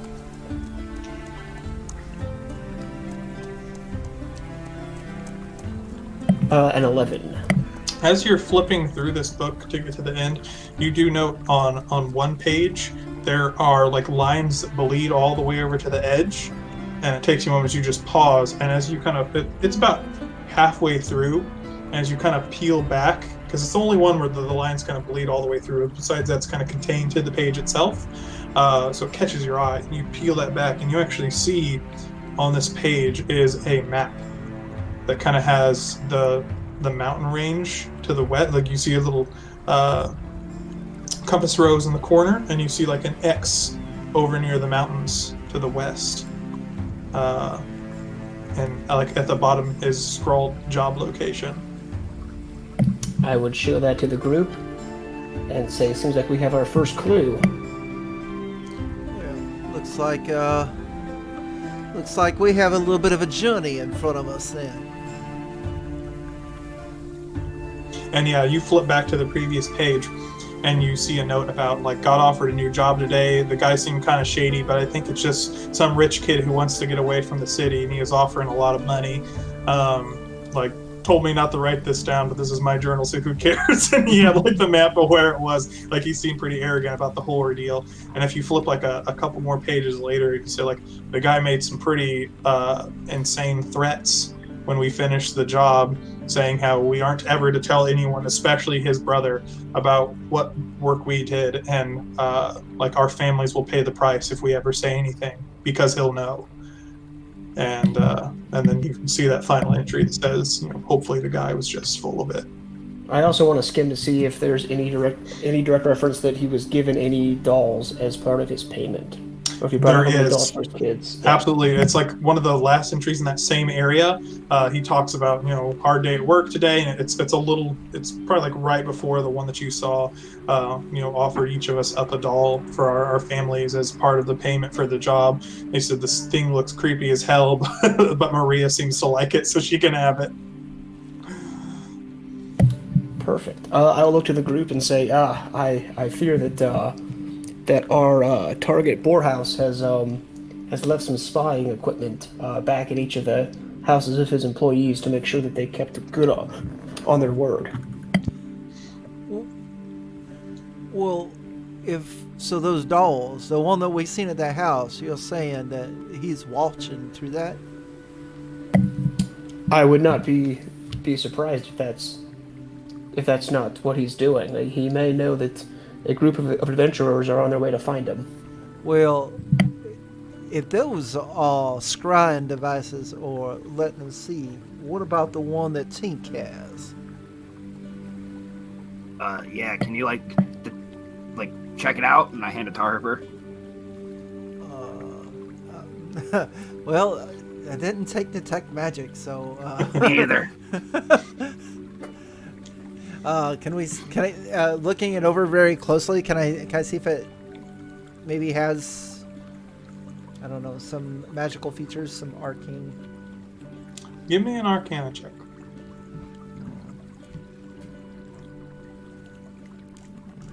Where you at? Oh, yeah, that didn't happen. I You got a don't see 4. anything on the doll that would indicate that it has any supernatural or magical properties to it. Okay. Yeah, I don't think so. Maybe this one ain't activated or something, but just be safe. You got a sack to put it in to make sure that it can't look around because it's kind of creeping me out. I'm cool if we just leave it here. Like, I don't need the rope back. That's why I give him the rope. Right. That said, if you look at one of the others that you defeated, you can't outwardly note anything about it that makes it seem magical. Well, I'll hold on to it. Harper will grab a sack and they'll throw it in the sack and wrap it up and tie it. All right. You got it. All right. We'll do that. And then he'll also split up the gold, giving each of us 12 gold pieces. The extra 2 he'll give to Tink for his rope. There you go. Count your gold pieces. And for those of you who might want to use potions, I typically use the bonus action potion house rule. So if you need that in combat, Jalen. Right on. Oh yeah. But yeah, you have a map that has, it's not a perfect location, but you see, what's what we're looking for. Like, it shows how many miles. It's roughly 4 miles outside of town, and you can see some rough drawn mountains that he has, and an X approximately where the drop is out in the. He has like some little trees that are drawn in there as well. What is that for, Jovar? Or Arphef? That has been there. Yeah. Oh, it's Seraph started typing, so it moved, and I was like, oh. Uh-huh. So that'd be 14 for Tink, and 12 for the rest of us. All right. What would you guys like to do at this point? Well, Can we have a short rest? I want to use some hit dice. Absolutely. Yeah, same here. And would we like to take this moment to have a quick 5-minute break for us? that sounds good. I do have an ability to use here. Give me a sec. Actions. More hit dice back on short rest? I thought I did. Yeah, so Mantle... Nope. Actually, that's a different bard. Never mind. I don't see it. All right. Cool. So yeah, you guys can take a moment. Are you just going to have a rest up here in Desmond's home? The other 2 rooms appear to be the bedrooms of the children, which are also abandoned. The beds are disheveled. Some toys strewn on the floor, but otherwise no indication that there was no blood or anything like that. There's no children here. No indication of where they might be. I prefer not a room with children's toys at this stage of the game. All right. Yep. So, roll the hit dice if you need them. I think I don't know if Jalen got hurt. I think Arphef might have taken a hit too. I took a hit. 2 hits, yeah. All right, so use your hit dice, and then we'll take a quick 5-minute break. All right. Be back in just a minute, guys. Sounds good. You want to chill the music while we're on break there? Absolutely. Give me just a moment.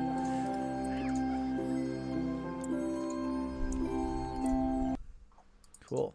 All right. So take 5 minutes, and we'll be right back then. Okay. Perfect.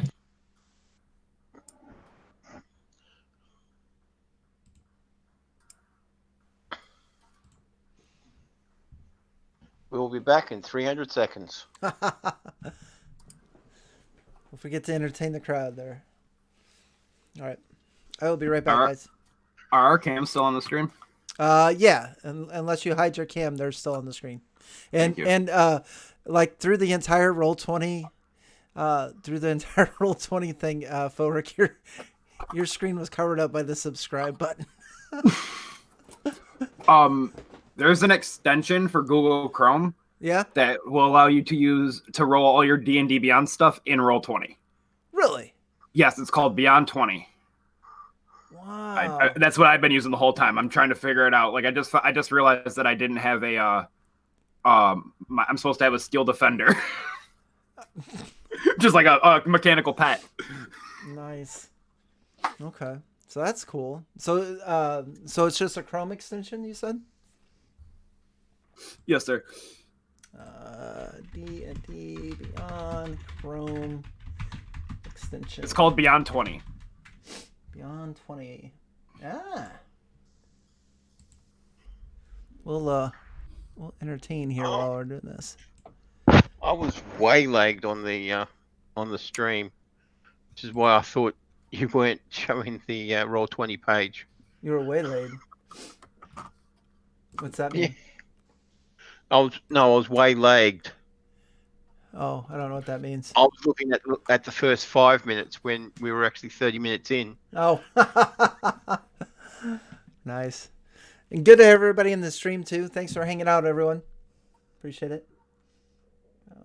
So turn on sync. Oh, now we just see a big Wally screen. Here I am. Let's see here. Now I'm back. Wait a minute. View on GitHub. That's great.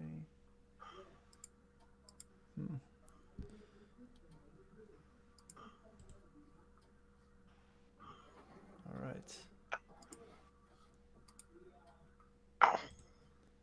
Well, I thought I did it, but... All right. I'll be right back. Okay. Entertain everybody. Oh, yeah. Hello, everybody. Hi, everybody. Hello, everyone.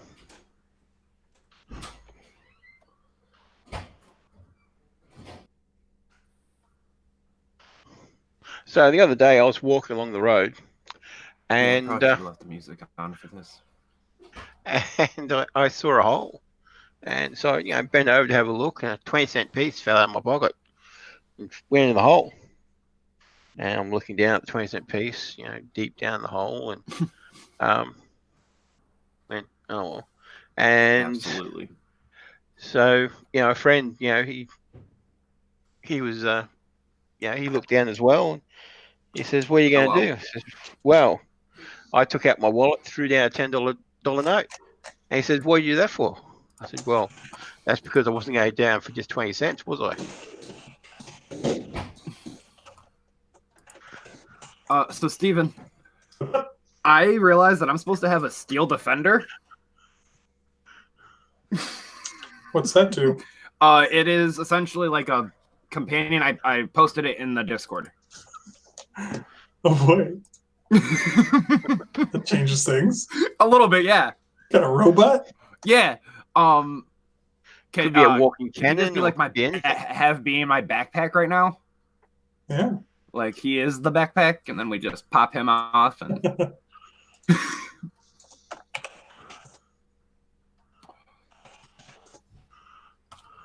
I can drop you a token if that's cool. I was about to ask. I got some free stuff we could use potentially. Oh yeah, that's cool. If you got anything that looks like a mechanical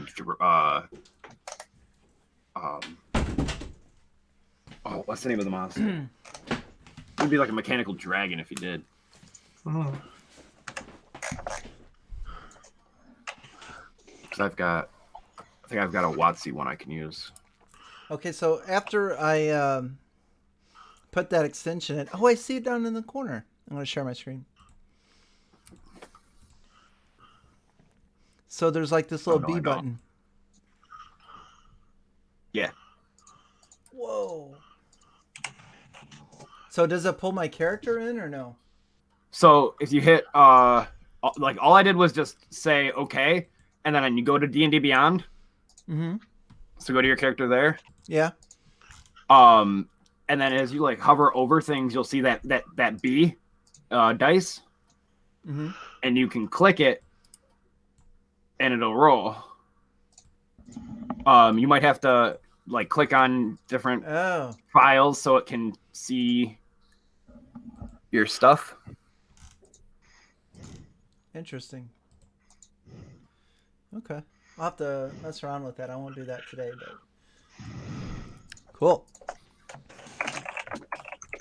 All right. I'll turn it back over to Steven there. All right. Yeah, we're ready. You guys have a map of where you think or where you know they were doing this job, roughly. You don't know the area as well as Desmond did, but you have an approximation that you could go and search for at this point. I'm going to look to the group. Should we check in with? Is it Oleg? Oleg, and give him an update on our progress. Yeah, I would think that it's probably best not to frighten him any more than, by telling him these horrors that we've experienced. Yeah, he may not want to stay. That's a good point. He may not want to stay inside of his own toy shop after that. Right. Yeah, so I highly suggest maybe we just get on moving. All right. Aaron, your camera is still off. I don't know if... Here I come. All right. So you guys want to head out to the woods? All right. Unfortunately. Not really. You guys make your way out of town. And we'll turn back on the happy music for a little bit longer. You guys make your way outside of town. You walk for about 4 miles until you hit woods, about 2 miles out, and you're looking down at the journal, Arphef kind of guiding the way. And make me a survival check, if you would, with advantage, because you do have a map with you as you're trying to find this location. That would be a 13. All right. So you manage to navigate your way through the woods. It takes you a little bit longer than you might expect. You kind of circle back, but then at one point, as you're walking, you look up at a tree nearby, and you see, at first you think it's maybe silkworms or spiders who've made their webs there, but upon closer inspection you realize it's actually like stuffing that's been kind of stretched out and impaled on those branches. And as you kind of like look down, you see a shelf that has been nailed to one of the trees, and a doll sitting there with a sign in its hands that says "Private Property, Turn Back." Before we do go anywhere, before we continue, I did want to use the Song of Rest. I guess I do have it as a bard. So I'd have played a little bit of a song, and anyone that was regaining hit points at the end of a short rest gets an extra D6. There you go. So if you guys show us some hit points.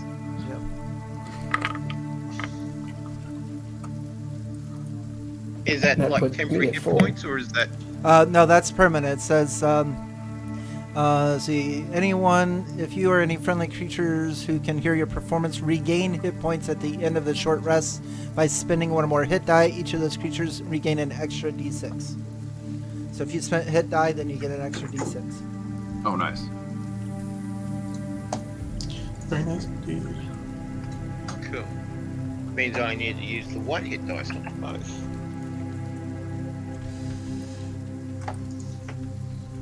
All right.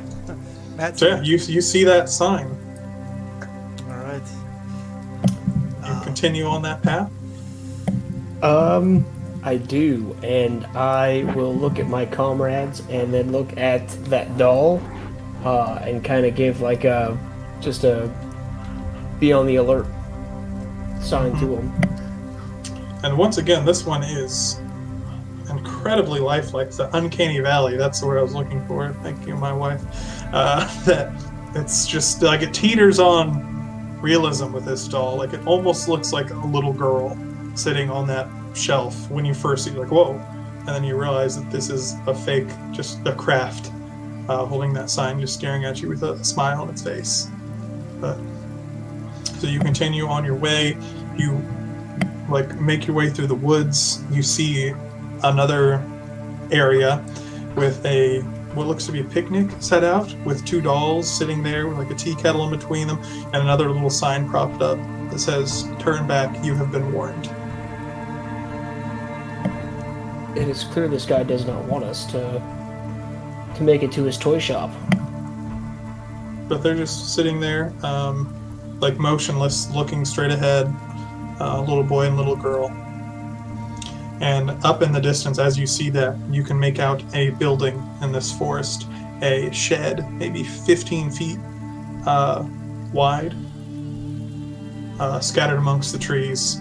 No signage or windows of any sort, just a single wooden door, and yeah, about 10 feet wide on each side, just settled off in this forest, darkened underneath the canopies. Should we destroy these dolls lest they possibly join a future fight against us? I don't like my hands will start to glow with the sacred flame of Moradin. Well, now these look just like the ones in the house. Mm-hmm. These are all very finely crafted dolls. These are the ones that you saw, like very similar to the ones you saw in the store for like 50 to 100 gold. Just kind of sitting out here. How about we just try to disable them instead of outright destruction? The ones sitting down, is there like a blanket they're sitting on, or?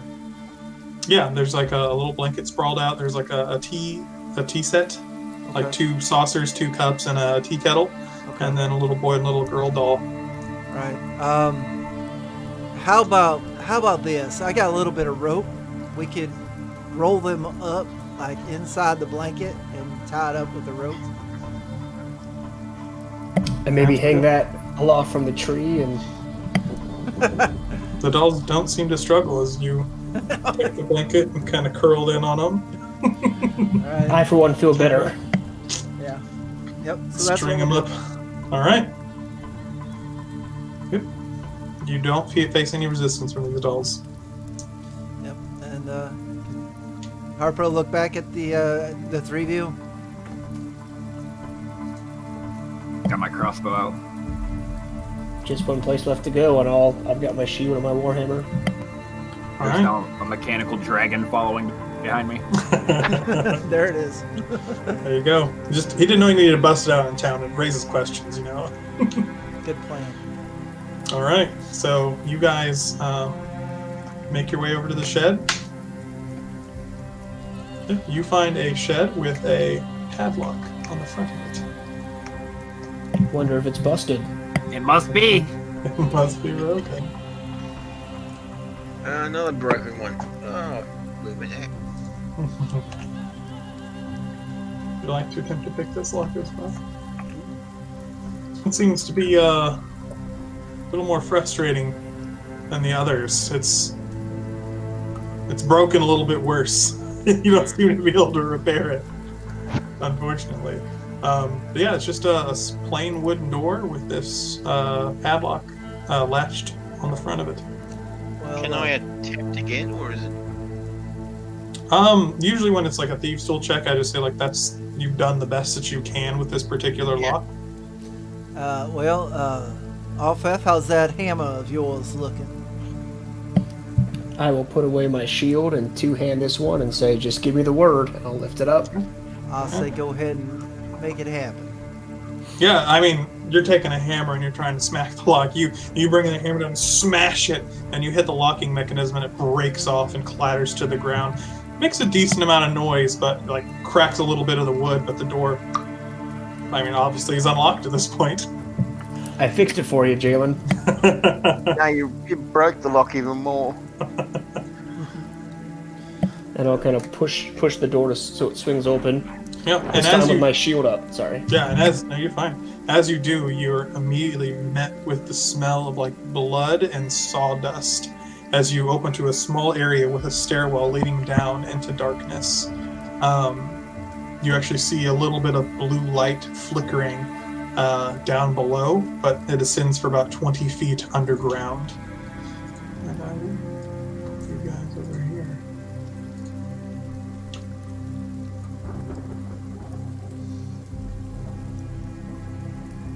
And if you scroll down, Wally, it's a bigger map. You guys are down in a little shed, and you see that's the stairwell going down, and that's the only thing that is currently in this room.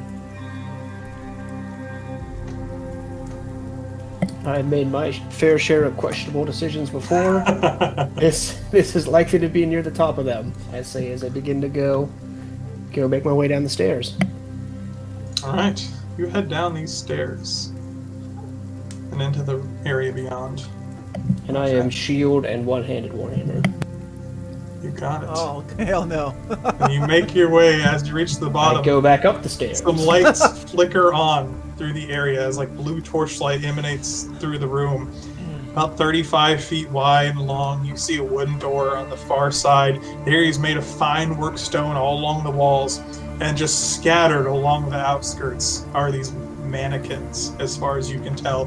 These women, children, men, standing perfectly still with these lifeless eyes staring at you. Some dressed, others nude, but just staring at you with this perfect detail and realism. Some with screams on their faces, others with smiles, just standing perfectly still, and all kind of twisted to face down to the bottom of that stairwell. From a distance, as like Arphef, you kind of go down, you peek, and you're like, oh god. It's hard to tell if these are like real people just standing and staring at you, or if this is something fake. These are far different from the other dolls that you've encountered. These are full human size, most of them. Some are child-sized, as they appear to be children.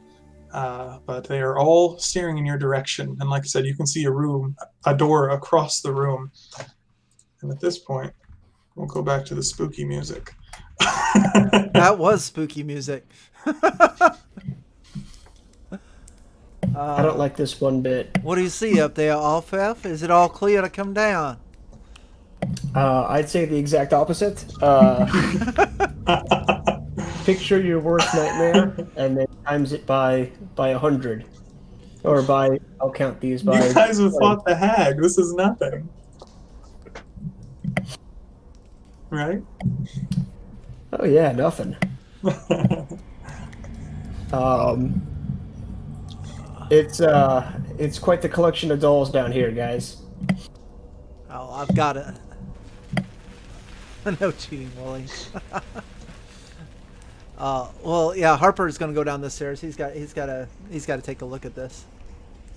Yeah, and you see a similar thing of these men, women, and children all propped up along the wall, most of them smiling. Some with like instruments in their hand. You see like a guard, you see a butcher, you see some noble women, some children, all variety, dressed up and smiling faces, just perfectly still, staring in your direction. These hyper-realistic mannequins, dolls, whatever you want to call them, looking at you. And just all of them staring at that stairwell. From what you can tell immediately, none of them are moving. They're all just fixed and watching. Harper's gonna walk out into the middle. And as Harper hits the middle of the room actually goes dark as the lights flicker off. Oh no. And I need you to roll initiative. Is this magical darkness? It is not. The torches that were down here just go out. So he can actually still see. That was just for dramatic effect. Oops. Because like most D&D groups, I think we all have dark vision. Yep. Yeah. But if there were humans, it would be spooky. And Steven, real quick, can I get my defender on the screen? Oh, absolutely. I have Thank you. But I will pull them over. And don't worry, it is still plenty spooky. Dang, I got a high dex. 8. There you go. 13.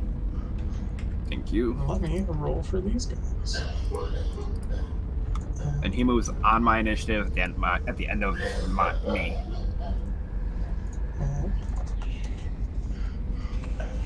Does he have a name?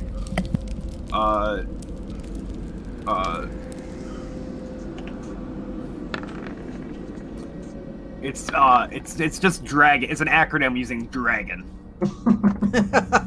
I take it. Can you guys see your names in the initial? No. Okay. So we see Tink I can see mine. Arphef, and then so Harper. Alright, so let me grab Jovar. And grab Harper. Harper got 13. And then what did Jalen? Jalen got 13 as well? Yep. Nice. Alright, so this is another one of these situations where you don't realize what's happening until it's happening. And Harper, you actually see as a few of these mannequins start to shift and move a little bit closer to you and twist as the lights go out, but your elvish eyes immediately kick in. But you see two of these that are that look to be in the form of children, and two that are in the form of adults starting to run in your direction. This one's full because it's chopped. But you get the first move on this. Once again, we're going to let you in. Actually, you move before them, so we're not going to give them the surprise round, but we're going to start with you, Harper. All right. So distance-wise, is there 5-foot squares? Yes. I would like to cast a spell. A 15-foot cube. Okay, so I would like to do a second level thunder wave. All right. I think that would get a lot of them. Each creature in a 15-foot cube originating from me. So yeah, you can draw. You can hit. I think these two. These you see these ones moving, and then this one's moving, and then this one. I think they're kind of scattered. I think what he'd rather do then is just wait until they get a little bit closer, hold an action. Did you want to move at all before you do that? Looks like he's pretty much in the center right now. So Yeah, I don't know if you want to go over to the edge or anything near all the other ones. near all these.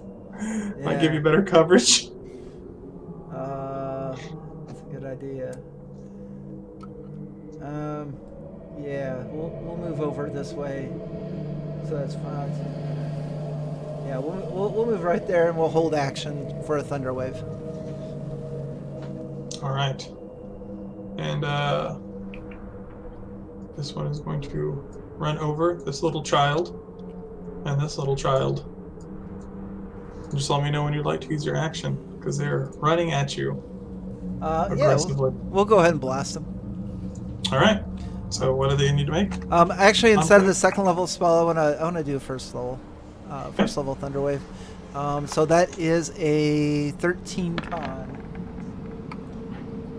Oh, not one and a not 20. Wow, one makes it, one down. So All right. So 2d8.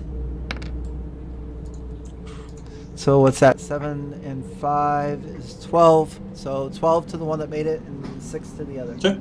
So you see this little girl looks very realistic as she goes slamming into the wall very hard, and as she hits, you see the body start to crumple and fold in on itself, similar to how those stuffed dolls looked, as like the face kind of contorts, and as it hits the ground, it's just like a mess of loose skin that spreads throughout the area.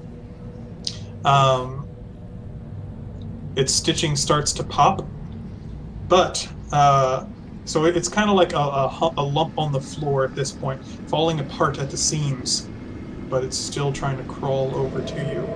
Yikes. As it is taking its death throes of an attack. And I accidentally figured out how to connect my D&D Beyond. Roll 20. It's going to make its last effort attack as it pulls out a dagger. Each of them are going to stab at you.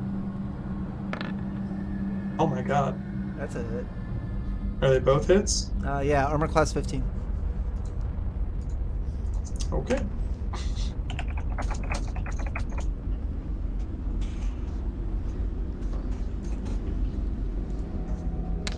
Alright. So, as these daggers hit you, you realize that they are coated with poison. And that first one hits you for 9 damage, and the second one for 11. And this doll crumples and dies before you as it fully just deflates, and its incredibly disturbing as this once human form is just now laying in a heap on the floor with like a face kind of crumbled looking up at you as some of the stitching that was hidden before has burst open as stuffing is leaking out. Wow, so I just took 20 damage? You did indeed. Yikes. Are you still up? Yeah. All right. And with that was the initial, the kind of surprise round. We're going to go to Arphef at the top.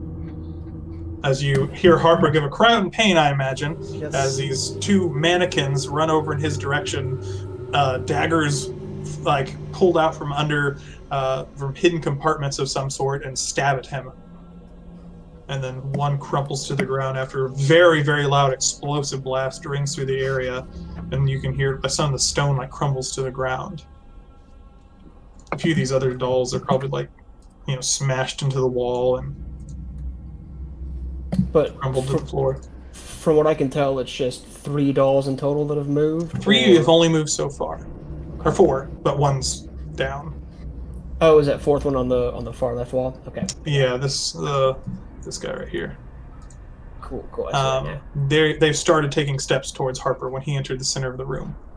Perfect. Well, I'm going to quickly say, clang it in, guide my Warhammer in my time of need, and I will cast Magic Weapon. Hopefully that helps hurt these things a bit more. And then I will step forward and try to swing at this one here that's attacking Harper. And I am one-handed with my shield up, so that's a 13 to hit. That is a hit on this doll. Perfect, and that's 9 bludgeoning because I get a +1 for the spell. Nice, and after with the thunder wave included, like you take a moment as you swing, as it looks over at you, and you just see a incredibly realistic human child face looking at you. So there's like this moment of hesitation as you bring your hammer down, because it's hard to fight against the fact that you're about to hit a child with a hammer. But you see the dagger, you see Harper, holding aside from where he's been stabbed, and this is a creature of evil. As you smash down on it, and it collapses, and once again, like its legs kind of explode out as the seams rip, and you see stuffing kind of float as the body collapses to the floor, and it's still crawling along, looking up at you, like swinging the dagger, trying to take a swipe at you. But it is a loose mess like on the ground. So is it defeated, or it's still alive? You saw the other one die after it kind of gave a final attack. It stopped moving. This one seems to be doing the same thing, like trying to lash out with its dying breath, but it's still held together by whatever magic remains in it. We've got a lightning storm where I'm at. I don't know if you guys just saw that flash. Yeah, I hear it. It's adding to the realism. Yeah. Jalanmarunmorn.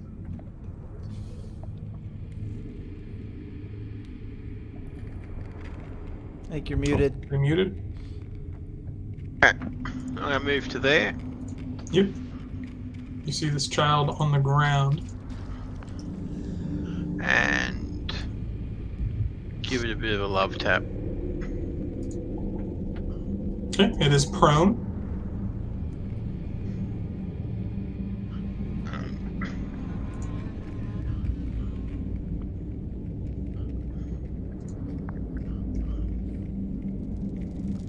Yeah, you slash right into it.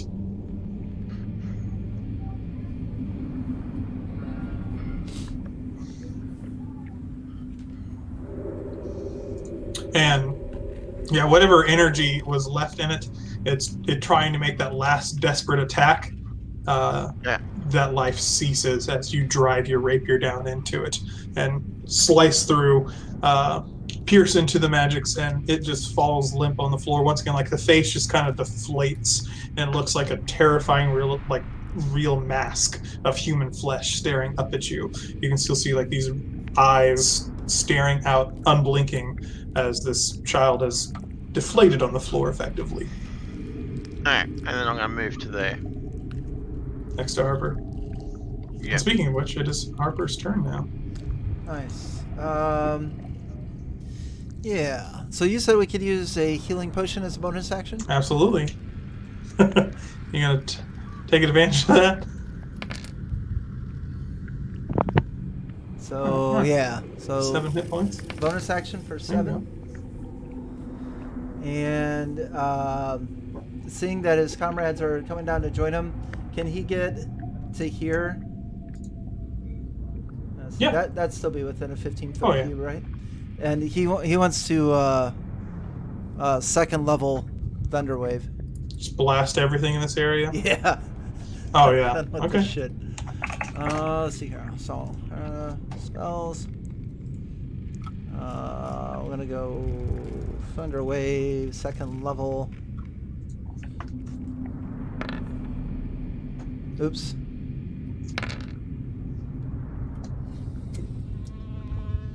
So that is a DC 13, and the total is 14. So he fails. Oops, wrong way. And you see these bodies just all smash and crash against the wall, fly backwards, crumble to the ground, fall into piles. They don't deflate quite like the other ones. You can hear some wood cracking from inside them and breaking as they fold over. This one smacks against the wall, almost falls, stands back up, and looks over to you, Harper, as you see it pulling out 2 swords Oh, snap. as it's still standing. Alright, yeah, that's my turn. And eyes are fixed on you. Tink, you're up with your dragon. Named Yes. Dragon. Yes. I will. 5, 10, 15, 20. Actually, I want to stay on the stairs.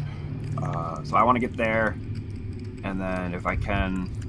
5, 10, 15, 20, 25, 30, 35, 40. Give my dragon the command to defend Harper. Okay. And then so that's my bonus action, and then I'll make an attack at this one right here. You got it. Roll me that attack. Pew pew. That is a hit. 8 points of piercing. Ooh. As the arrow pierces into the chest, and you see the body stagger back and hit the wall and starts to slump to the floor. And it's this muddled heap. But once again, similar to the other ones when it went down, you see some of the seams burst open, stuffing started to fall out, but it's prone on the ground, but you can see it with, like, I guess it's just a blank face still. Smiling even, staring up at Harper as it has these swords, and it's starting to like pull itself along the ground over in his direction. What are you? And anything else, Tink?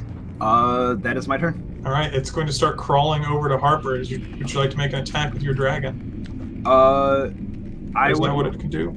I would like to use his reaction to. He gets a reaction to. The defender imposes disadvantage on an attack roll of one creature if it can see that is within 5 feet of it, provided the attack rolls against a creature other than the defender. All right. You got it. So he's swinging at Harper with his short sword. 20. 1. First attack. Natural 2. Thanks to that. Thanks, good boy. Second attack. Ooh. Damn it. Oh no! It's a disaster. Does that one have disadvantage, or is that already factored in? Is it just the first attack, or is it both? On the attack, it just says attack roll of one creature, so the first one, it's only the first one that's disadvantage. So 13 damage coming across Harper as it reaches out and slices at your feet, trying to stab at you, and sounds like it gets a pretty nice stab into your leg, cuts into you, blood starts to pour down as it collapses to the ground, maybe sword still embedded in your leg as it falls and dies. Yeah. Oh man. This Not one's going. doing good on this. Oh no. Like still in your leg, there's a sword embedded. But the creature appears to be dead as this other one runs over to Jalen. And is going to take 2 attacks with its own short swords. For a 9 to hit and a 16. Does a 16 hit you? Most days it does. Alright. Is this one of them? Unfortunately. Alright. So that is going to be 5 points of piercing damage. As it ends its turn, and we go back around to Arphef. There's but one of these mannequins still moving and up. There's a bunch of them lying on the ground from where these thunder waves have blasted out and knocked them down. The thunder in the background is so appropriate. Yeah. I'm gonna move up. Rain. I'm gonna move up to this one here that's facing off against Jalen, and I'm going to bring my warhammer down upon it with a 9. That is unfortunately a miss for this one. I am going to use a bonus action to yeah, I'm gonna attack the second time. Get it. 13. That's a hit. Yes. And then that's 10 bludgeoning damage, magical. All right, yeah, you smash down into the creature and you see like the side of its head dent in, and it just stays caved in from the hammer as you rip it back out. But it is still standing, ready to fight as you look, and one of the eyes is kind of damaged and twisted in, but the other one's looking over in your direction, Arphef. Why don't you pick on someone your own size, I'll say, and that'll be my turn. Turns, swords at the ready. Jalen, this one's over near you. He just stabbed you with a short sword. Have you time for some justice? I'll give it a some affection.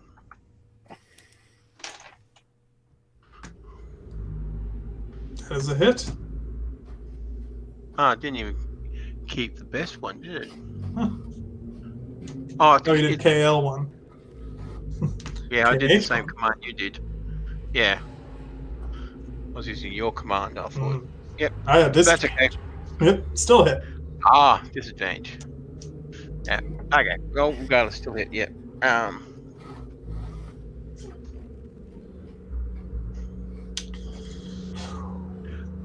All right, you hit it, and you stab through its stomach, rip it out like no blood. And the creature just like looks and stares at you, Jalen. Sword still at the ready, as it's still standing strong. You can see some of the now seams that are starting to appear along the edges where it's been sewn together, starting to appear. But the creature still remains firm-footed. None of the other mannequins have moved. They have not moved as far as you can tell. Okay. There's a couple that have been thrown to the floor, but you heard like cracks. And I'm going to move to Tink. Okay. It Harper. doesn't get an attack of opportunity because I've got mobile Bonus feet. action. Oh, mobile. Yeah, there you go. Harper, we're over to you. There's just the one left standing. It is over by Arphef. This one over here. Mm-hmm. The butcher guy. Okay. Arphef, you look fine at the moment? That is correct, yes. All right. I'm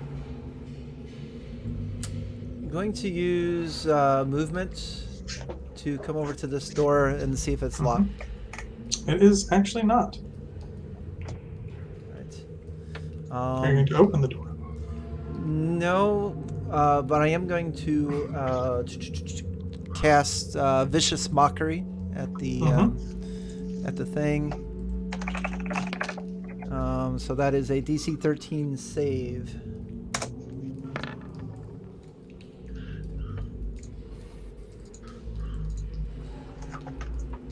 Four damage? Yes, so that's 4 You damage, and it'll. Oh, is it dead? You see, like, one eye looks over to you as you yell at it, twitching. Its head's still caved in, and you see, just for a moment, like an eye blink, and you swear you see intelligence there as it just collapses to the floor, as its legs give out and it falls prone. But it's still got its swords at the ready, and still seems fixed on attacking someone before its life is ended. Okay. Let's see. So 1d4 psychic damage and have disadvantage on the next attack roll it makes before the end of its next turn. And with a bonus action, I am going to cast Healing Word on myself. You got it. And we'll do that at shit. I'm gonna have to use second level spell slot. So Healing Word. And that'll end my turn. All right, Tink, you are up. One guy left.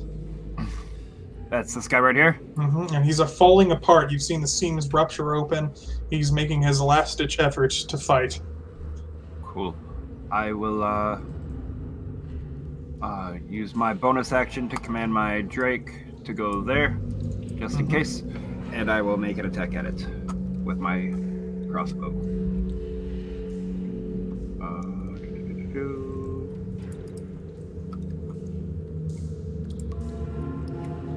Ooh, solid hit. Oh, not what I wanted. Why is it not working now? Oh, there it goes. 6 points piercing. That is enough to take him out before he can make a final lash out at Arphef as he crumbles to the ground as well. And a few moments go by as you look around, and all the other mannequins, dolls, whatever you wish to call them in this room, seem to remain fixed in their location, unmoving, still staring at you. The ones on this side have fallen to the ground or just tumbled, staring up at the ceiling or against the wall, some of them broken as arms or legs have fallen off, and you can see the wooden contraptions beneath. These ones have simply deflated, the ones that were fighting you, and you can see stuffing bleeding out from them, with no sign of an underlying structure keeping them together. These ones are all still standing tall along the wall, still staring towards the entryway. My friends, I think we need to be getting a move on. Even after the healing spell, he still has like a huge gash in his leg. Harper, I think you may need one of these, seeing as I have two, and I'll give you a healing potion.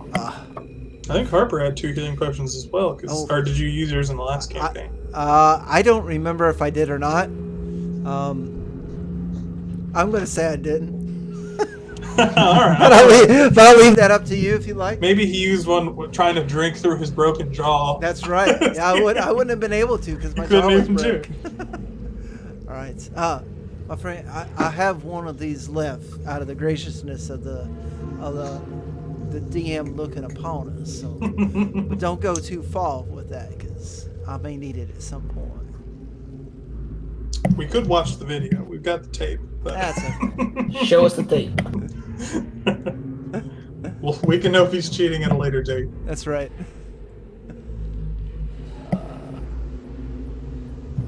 What madness would drive a person to make dolls such as these, I wonder? You guys.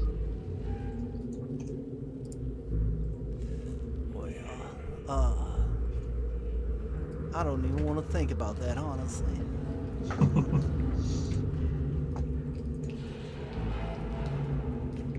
Alright. There's one door out of this room. Harper moved over by. Yeah. Does it look locked? Does it? He's gonna inspect it really good because he doesn't need anything blowing up in his face right now. Okay. Make a perception check. Sure.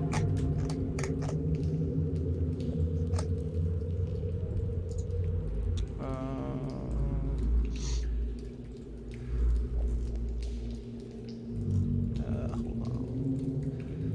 Change notes, description, spells, actions. I'm going to expand this out for a minute. Perception? 14. Door is unlocked. You feel fairly confident there are no additional trap mechanisms on this door. All right, we'll open it.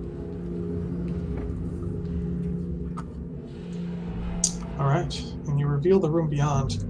As you push open the door, you see another one roughly 30 feet wide, 25 feet deep. More torches and magical blue light blaze in through this area, so you can see just fine.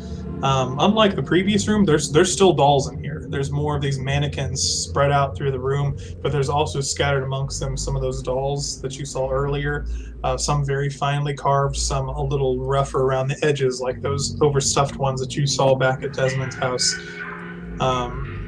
But they all seem to be staring towards the doorway that you come in. But as you step in, none of them have moved yet. You see a door directly across from you, and then one on your left and right.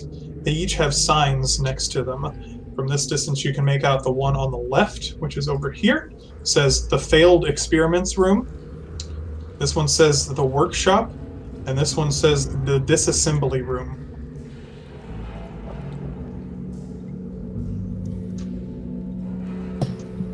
Should we start lighting these things up one at a time before we go any further in the room? Honestly, I think we just try to sneak on by them as best as we can. What do you all think?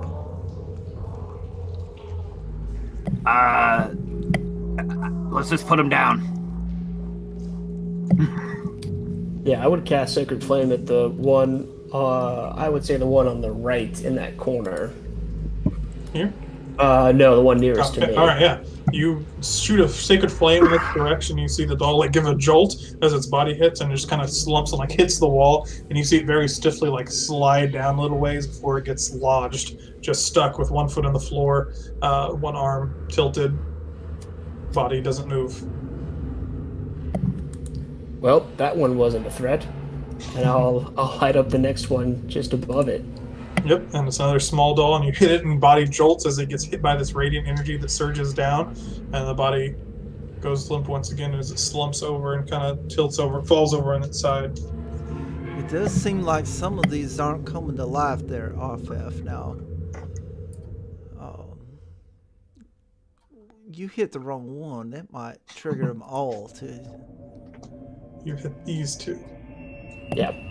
How about you clear us a path up yonder? Because I'm thinking maybe we go to the workshop. So, these doors are wooden. This one is metal. It looks to be a bit more well reinforced than the others. Yeah, I think the workshop's a good enough place to start, and I'm going to take a step forward and look around the room. Okay. You do not see any movement. I'm going to hit the one to the left of the door. My left. You give another blast of energy, and similar to the other one, it kind of gives a jolt, slumps over, but no movement. I'm going to move forward one more step. You can make a perception check. Yep.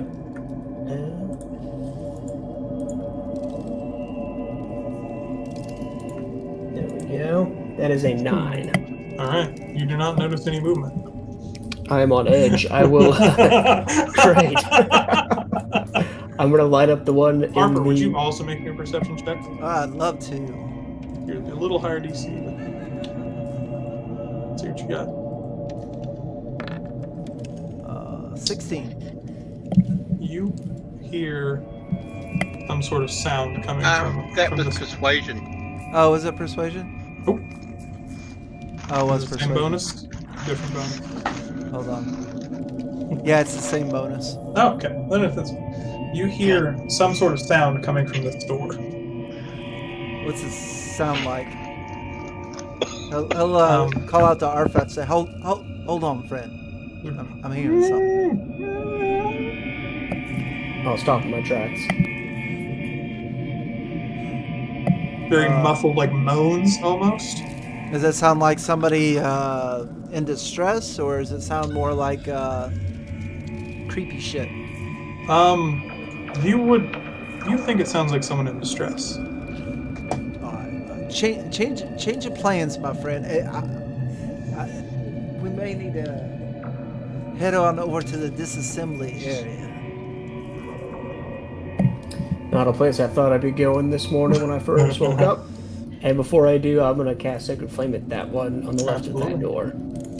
And same thing as the other ones. It gives a jolt, slumps back, unmoving. Move forward one square. I'll look to my left since that's where all the ones haven't been attacked yet and see if they move. No movement. then I will continue to make my way. No movement.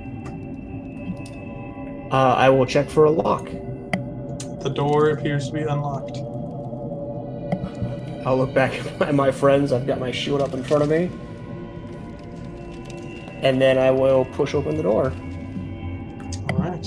And as you get closer, you hear those muffled sounds get a bit louder as well. And you push open. And you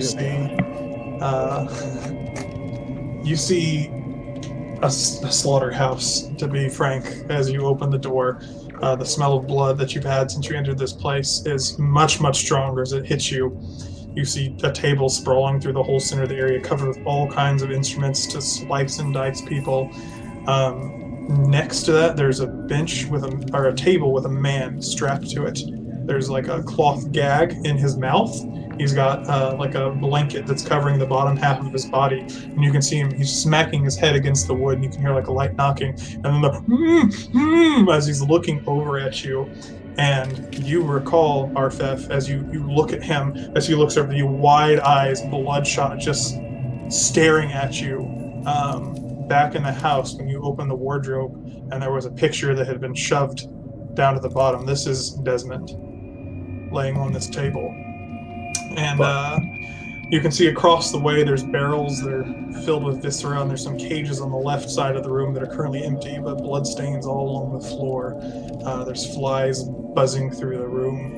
And once again, the smell is enough to almost make you retch as soon as you open the door. But he's turning and he's looking at you with just these eyes of desperation as they're staring at you.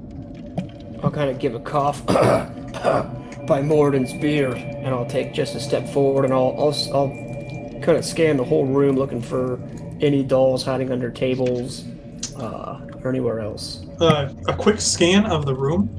You see no dolls. You do see a teddy bear that's sitting on the shelf right next to you, right where your nameplate is, if you look. Sacred Flame.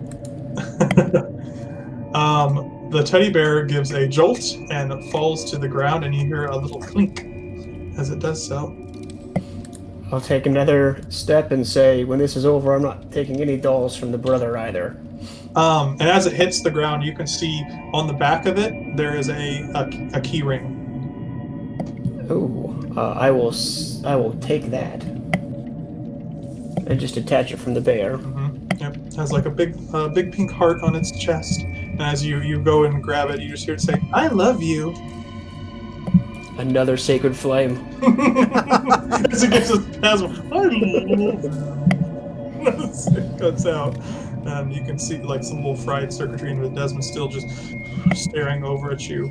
With desperate eyes. What are the rest of you doing as Arphef does this? I think I'd be coming in behind him. Yeah, I have Drake 9 following Arphef, and then I'm following behind everybody. All right. When Harper gets in here, he wants to use Mage Hand to untie the gag on Desmond. All right. So you go and undo the gag, and you just help me, please help me. Get me out of here. Well, there's like some blood pouring out of his mouth. Can we tell from where we're at if he's a goner? Make me a medicine check.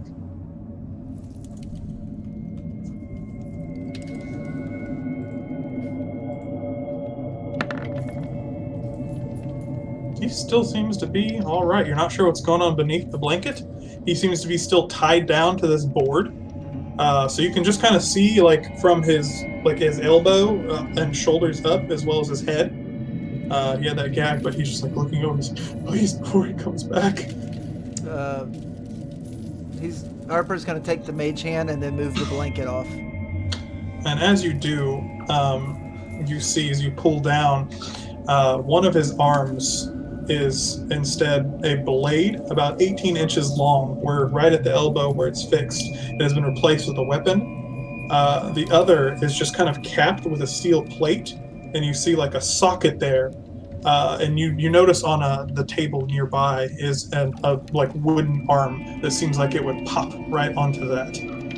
that's just sitting nearby. And as you pull it down, his legs, you can see that there's like green marks like dotted down his legs, he's naked from the waist down, and you can just see these painted lines where it looks like cuts would go on his body.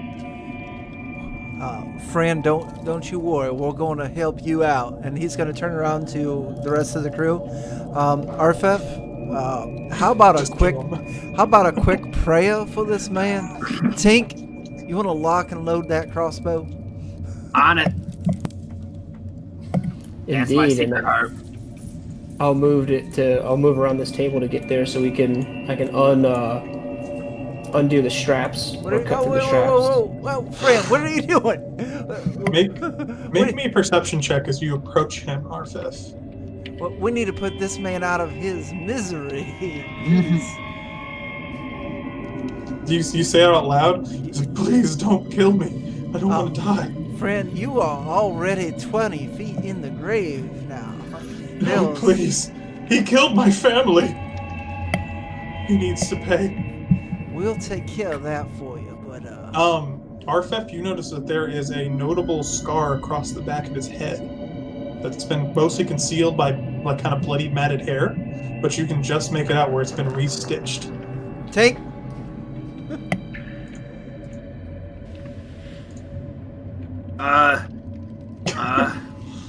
Yes, please, I don't want to die. And he's just like looking up at you, Arphef. Have mercy. I've done nothing wrong. I didn't mean to. I just took the money. Yeah. He's had me here for weeks. Does it look like the blade part on the one arm can pop out of a socket like the left arm? It's fixed in a plate as well. He's like, I'll cut him down. With the very blade he put on my arm, I'll kill him. I swear to God, I'll kill him. And you can see him like flexing his arms as he's trying to get free of his restraints. I have like a whole bunch of different tool proficiencies. Yeah. Is it possible that I could remove that blade from his arm? Make me any of Tinker's tools, or that Yes. would probably be the most appropriate. Give me a check. Harper's arming his crossbow, and he's going to have it aimed at his head. All right. Just leaned over on the table. Yeah. How do I make it roll this? Steadied.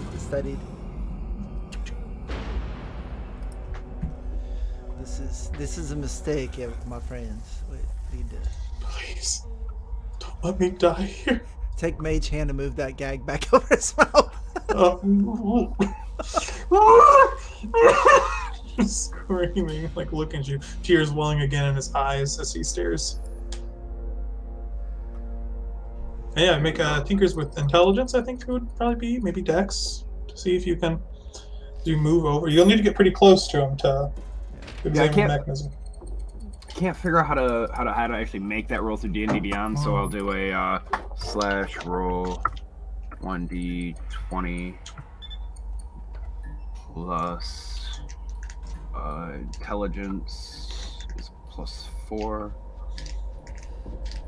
and my proficiency would be a +2. Yeah, so +6. There you go. See it?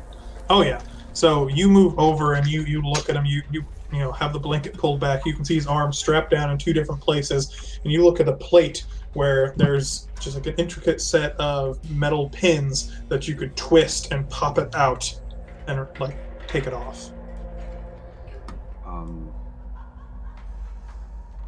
It's on a metal plate that's fixed just below the joint, so he can still swing. Right, he's not bleeding out through it or anything? He's not. It looks to be repaired and fixed to his body. Cool. I want to put that in my pack and then say Arphef untie him. So yeah, when you pop it off, you untwist it and like pull it out of place, and you see another one of those sockets, and it's got like a bulb where it would fit into place and then twists to lock in so that he can use it. And he's just like looking over at you as like his arm can kind of move freely now, but he's only got a little portion of it as he's that plate. Yeah. Then I will cut his bonds to free him. Mm-hmm.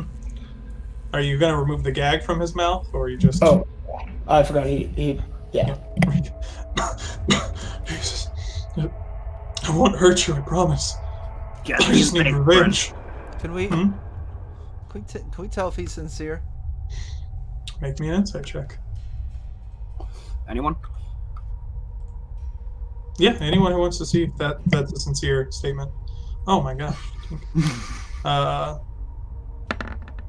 I'm just as trusting as can be. Arphef's like, absolutely, this person.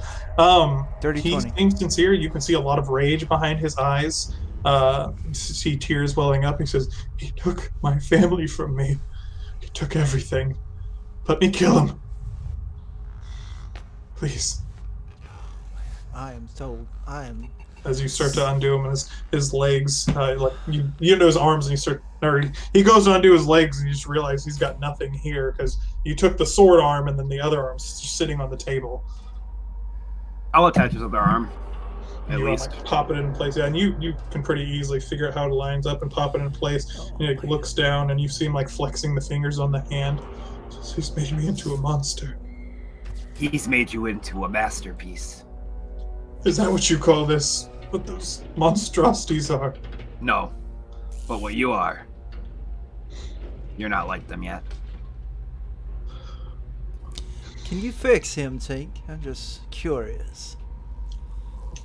I don't know if I can fix him back to the way he was, but definitely got some ideas poking around the old noggin. Interesting. My friend, you may have, talking to Desmond again, you may have a higher calling with the help of my Artificer friend here. Now, we are going to take you at your word that you are not going to turn on us. That little skull that you got going across your head tells a different story to me, so we will be keeping an eye on You see him like reach up, and he like touches the back of his head. And you see him like running his hand along the scars. He like pulls his hair up a little bit. He says, "I can feel it," as he's like looking down at this fake hand. Interesting. When did that get there? What did he do to me? And he seems, still pulling over your insight, he seems legitimately shocked by the fact that his head has this massive scar across it. Tell us about your captor. Is there anything we need to know to be fully prepared? It's a monster. What's he look like? It's a long beard, red hair. He typically wears it. It almost looks like a blacksmith's outfit. Just green eyes filled with hate. He obsesses, talks to himself, and he knows magics. He can resurrect the dead. I think he's using necromancy to bring them back. I don't know.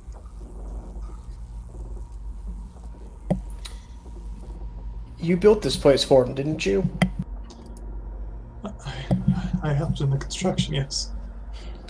This wasn't here, though. It was just rooms. Well, then how many more rooms can we expect beyond the two that are out there? And I'll point to the two. There's another room of this size across the hall. And there's a larger room beyond that was his workshop. He set up tables in there. There's a supply closet off of it. And then he had his personal room in the back where we set up a desk and bed. That's what lies beyond. I don't know what's in them now. I've only been here. These creatures attacked us in our home, and next thing I know I was unconscious and waking up here in a cage. You poor thing. Thank you.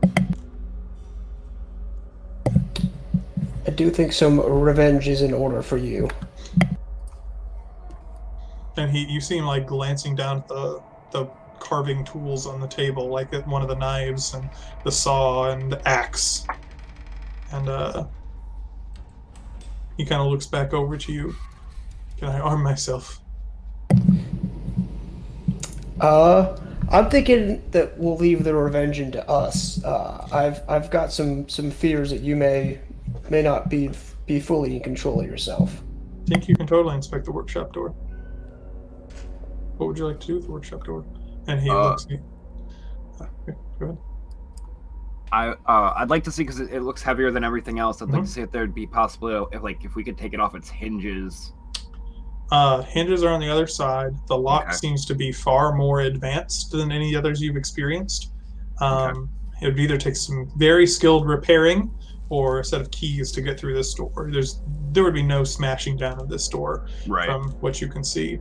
But yeah, Desmond, he turns, he says, I feel myself as if I have my own mind, but I understand.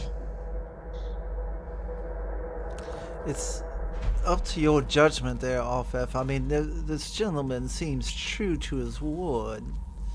Having him with a weapon would be beneficial for us.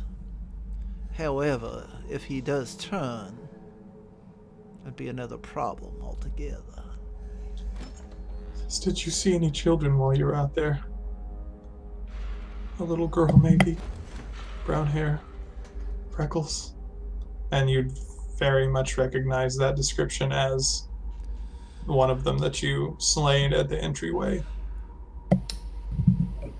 There were many dolls out there. Tough to say what was what necessarily. I wouldn't go looking into that just yet. Make me a deception check, Arphef. Not one of my stronger suits. And you say that, and he kind of like looks to you and like sees a bit of maybe guilt in your eyes, and he just kind of like looks at you, and you see like tears just kind of start streaming down his face as he grabs hold of the table, like nearly collapsing, as he's just holding on, trying to keep himself steady. He says he needs to die. I don't know who all these other people are, or how many of them are real, but he's been taking people from our town, killing them. I think I've heard. Let's get this man a weapon. Now, you, Desmond, you're going to lead us in there. Just I'm right-handed, and you can see the right hand is the one that's like just the plate that was made for the sword. He looks back to you, Tink. All right. Put his arm back on him. And he holds the arm and fixes it in place. It's just the very weapon he gave me I used to kill him.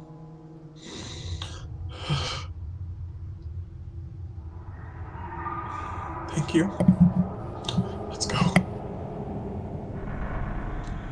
I'm going to hand him the keys that I have and say, why don't you see if any of these match that workshop door? Yeah, and there's only 2 keys on it. Not a huge amount. Yeah. I'm just gonna bring that up. This was gonna be him. I'm gonna keep my crossbow trained on him while there's nothing else going on. Absolutely. Yeah, From me as behind. well.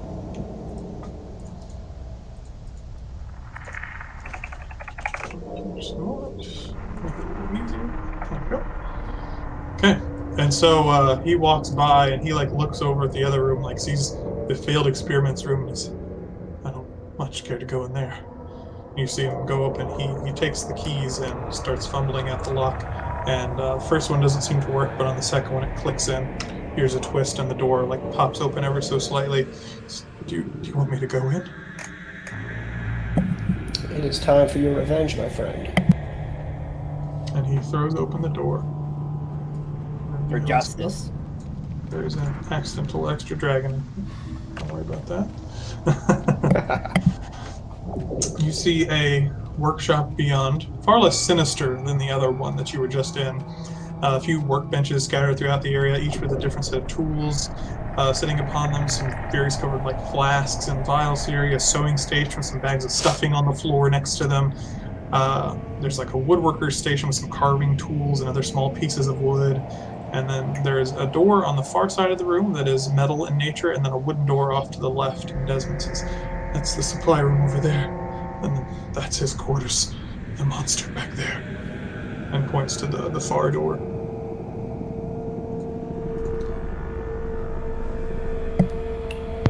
Just check under the table to make sure there's no surprises. It seems that there are no dolls in this room. There are Tink you would recognize stepping into the room. You see a full woodcarver's toolkit, tinker's tools, painter's tools, weaver's tools, all these things scattered amongst these desks if you're in need. This is terrifying. Well, what the hell is that? What's what? Oh, I heard the sirens going off. I was like, oh no. Oh, the music. How about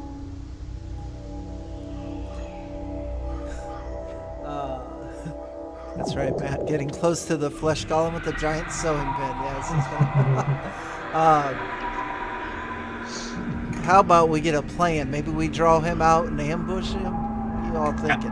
Absolutely.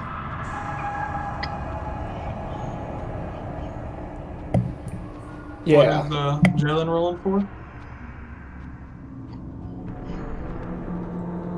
Yeah, what is Jalen rolling for? Rolling for initiative? No, that was my perception check. Oh. Oh, you have to look around here. You don't see any bones in this room.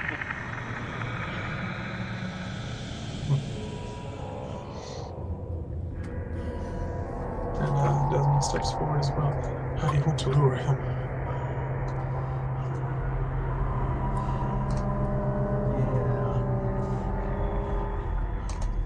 I think maybe if you just knock and call him out, I think we might be good to go. Why don't you act as though you have escaped and see if he comes into the room? Can I climb onto this table? Absolutely. Try to get a height advantage.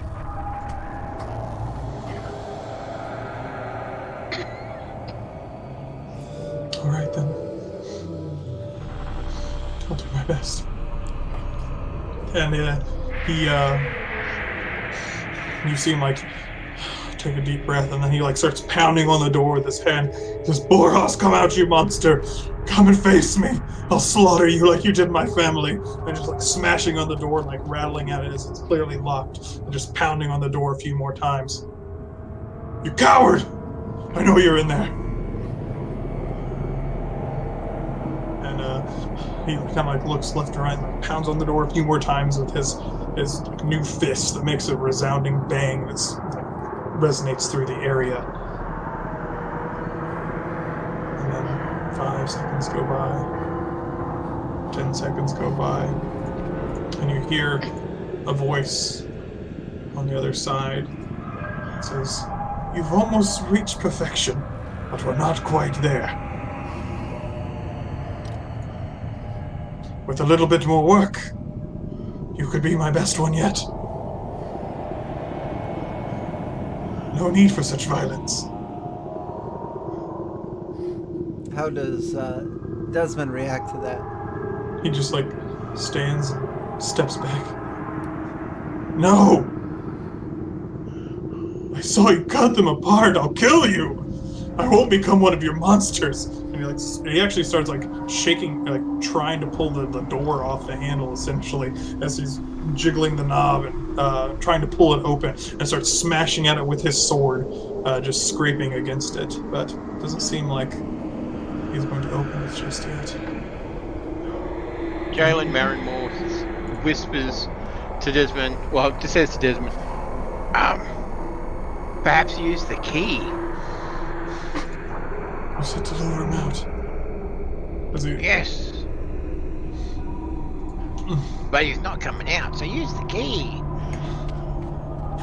So he fumbles with the key loop again, grabs the one that he initially used, and puts it in the door slot, twists it, and rips it open. And as he does,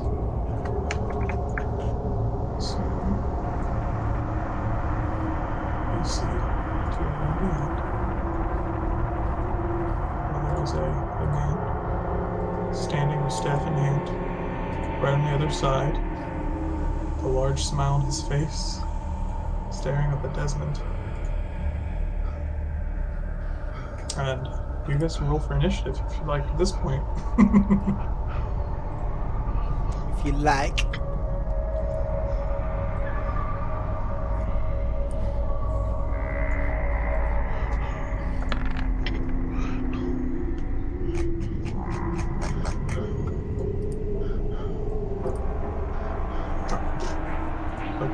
looking for his initiative.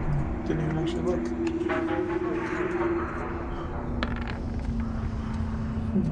Thanks.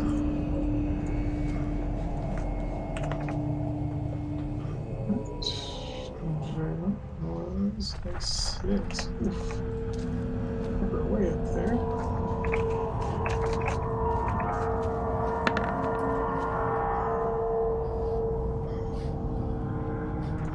Come on.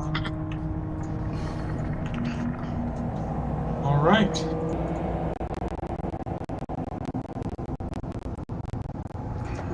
Oh, nice.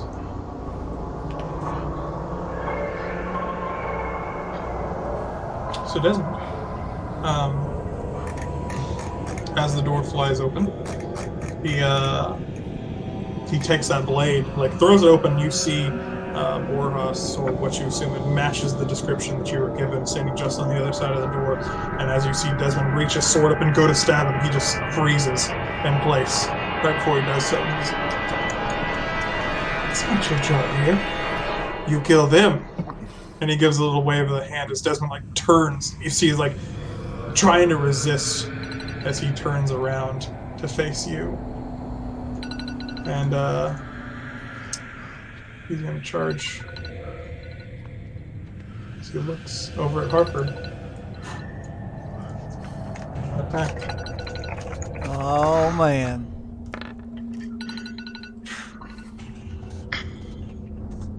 For 7 slashing damage as he brings his blade down and slices into you. Ugh. Yeah, that hurt. And like he looks up and he slashes and he's just, "I'm so sorry. I'm so sorry. I didn't." And he's just stammering. And it is Harper's turn, as a matter of fact. All right. Well, first thing he's going to do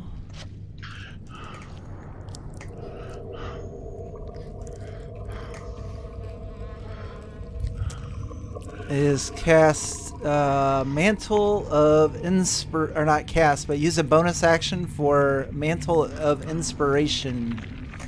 As a bonus action, you can expend one of your bardic inspiration to grant yourself a wondrous appearance. When you do, choose a number of creatures you can see that are within 60 feet of you, equal to my charisma modifier, which is 3. Each of them gain 5 temporary hit points. Nice. And when you gain these, you can immediately use your reaction to move up to your speed without provoking opportunity attacks. Oh my goodness. So everyone get your 10 hit points. Are you giving Desmond 10 hit points? I thought about it. But since I've only got 3, I'm going to use 1 on myself. If I had 7, I might give him 1. All right. But I'll use 1 on myself. I want to use 1 on Arphef. And Tink usually stays back in combat, so I'll give the other one to Jalen.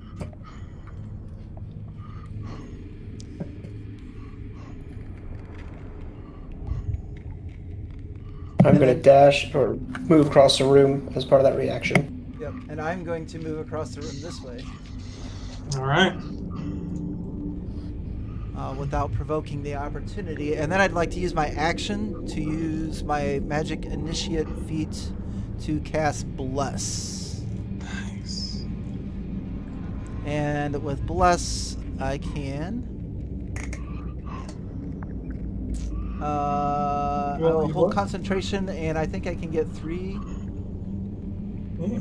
So I will get all 3 of my associates. So Arphef, Jalen. Everyone but you?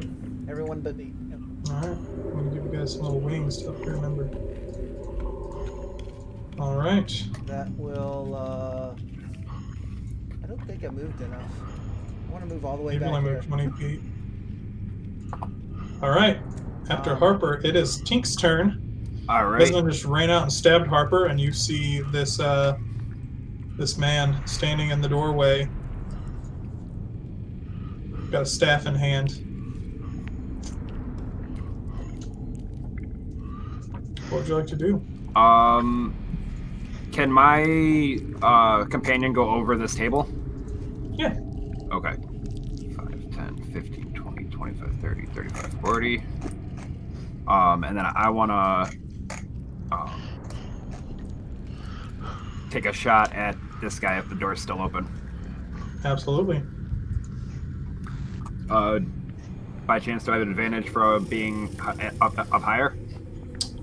I don't think you're quite high enough. There's also a door frame, so. Yeah. 13 to hit. 13 is a miss, unfortunately.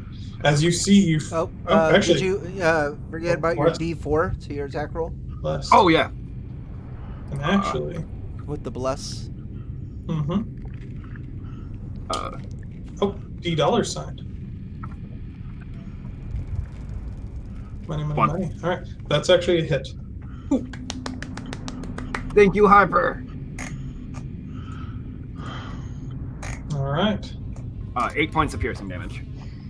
All right, and your arrow smashes into him, hits him right in the chest, like goes through the robes, hits him in the body, and you see the man just give out a smile and then explodes. And I need Jalen and Arphef both to make Constitution saving throws as poison and stuffing erupts through the area. Don't forget your bless on that. And this is coming from that guy? Mm-hmm.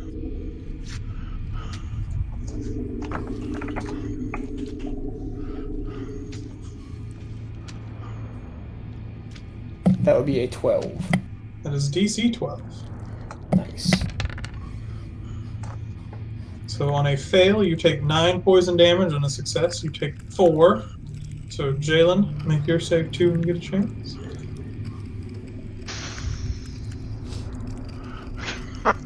Couldn't get any lower, could I? Ooh. Well, actually, I could.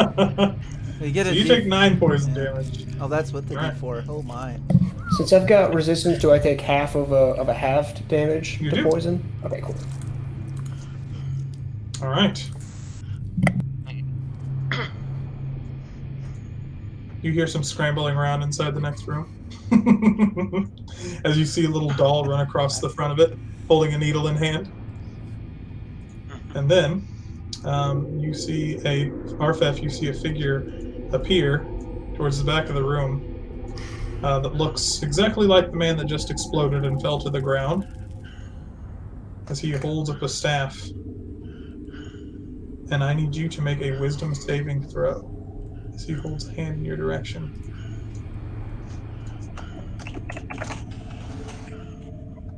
That would be a 10. Don't forget your D4. I use my D4. Oh, is it Every anytime? roll. Yeah, Every for roll. as long as I hold concentration, yeah. Oh, nice. Oh, an 11. Oh, which is unfortunately not enough. As you guys watch as a crown lashes itself around Arphef's head and takes over, and he turns and looks over at Jalen. That's not good. And he says, "You're mine now." And gives a laugh. And then he steps back outside of the line of sight of the doorway. And that is going to be his turn, as it's Arphef's turn. And Arphef will take an attack against Jalen, as he is currently under the effects of a crown of madness. That's not good. No, not at all.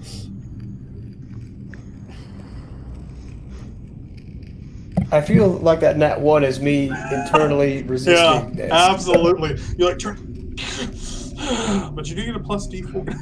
As you try to swing it at Jalen, he dodges out of the way, but you manage to resist and don't smack him. And at the end of your turn, you can make a wisdom saving throw to see if you break free of this madness. This is madness. Oh my god. Unfortunately, the madness remains held. Jalanmarunmorn, Arphef just attacked you. Desmond is behind you, ready to strike. You saw, or you heard a wizard say, or you heard a voice say something from the room beyond, and then Arphef all of a sudden lose his mind, as far as you can tell. Is that crown visible still above me, or is it vanished? Yeah, with the you casting? can see it like clasped around your head, a very visible iron crown that Jalen, maybe you do know Okay. as a trickster that this is some sort of magical enchantment Yeah. that he's performing on Arphef. He'll break out of it eventually, hopefully. I like Oh that. no. Even with a D4, you're not going to make the wisdom save, are you? Well, With that 7. you're such a good shot too. It's just I know. 2 terrible rolls. Oh, You hate Okay. to see it. I'm going to attack Desmond. All right. You turn to hit him and say, "Please, I'm sorry." But his body Come seems to on. be like moving autonomously. Knew it should have killed him. All right, make that attack. You do have an ally within range. Yeah, that's a hit. Alright.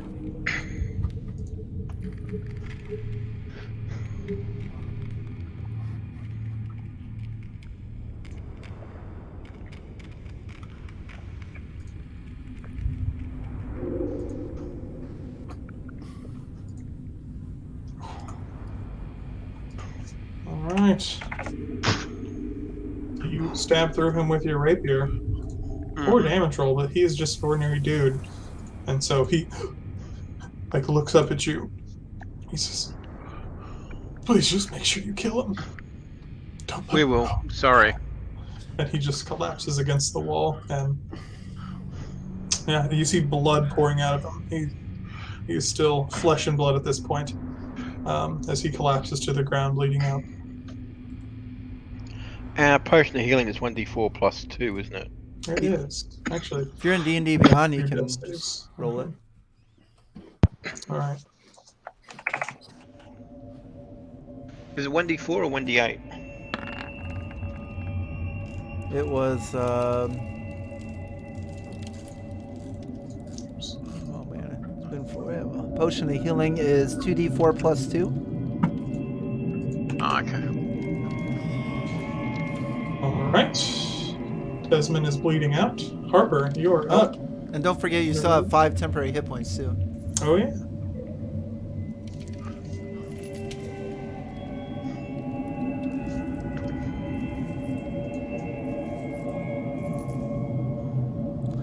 All right. Boy, what a predicament. So that guy is dead. Desmond's dead. He's bleeding out on the ground, like head against the wall, blood pooling around him on the floor. Arphef, you do have 5 temporary hit points as well. yep. So I am going to cast Vicious Mockery on Arphef. All right, Arphef, make a wisdom saving throw. Watch this be the time. All right, you can get a plus D4 too. Oh my gosh, it's so bad. It's terrible. D4. I thought that ended at the end of his life. Oh no, as long as he's Let's concentration. no. No. Oh my god. No, you still fail. It doesn't matter. Oh yeah. 3 damage, you have disadvantage. Yep. Anything else, Harper? I think you can take that off your 5 temporary hit points. Yep. Those HPs are gone. See, that was an action. As I think that'll. Actually, I'm going to move over here. Does this door behind me have a lock on it? Yes. I want to lock it. Slam it and lock it. Yeah. And you can actually see the wave of dolls running at you as you do so.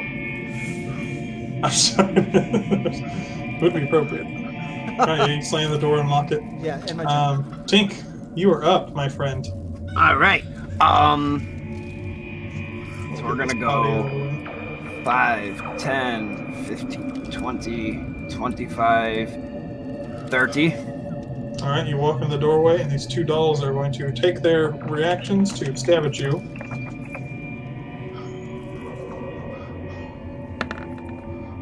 All right. Hitting you for 6 damage as it stabs into your leg with a needle. But you do see that Borjas standing over here, staff at the ready. You can see some armor underneath of it, a shield kind of glowing around his body. But yeah, just a maddening look in his eyes. All right.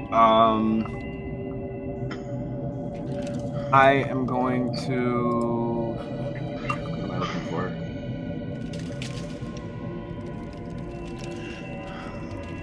He says, "You will make perfect test subjects, just like the others who tried to stop me." From where I'm at, I'm going to shoot him. All right.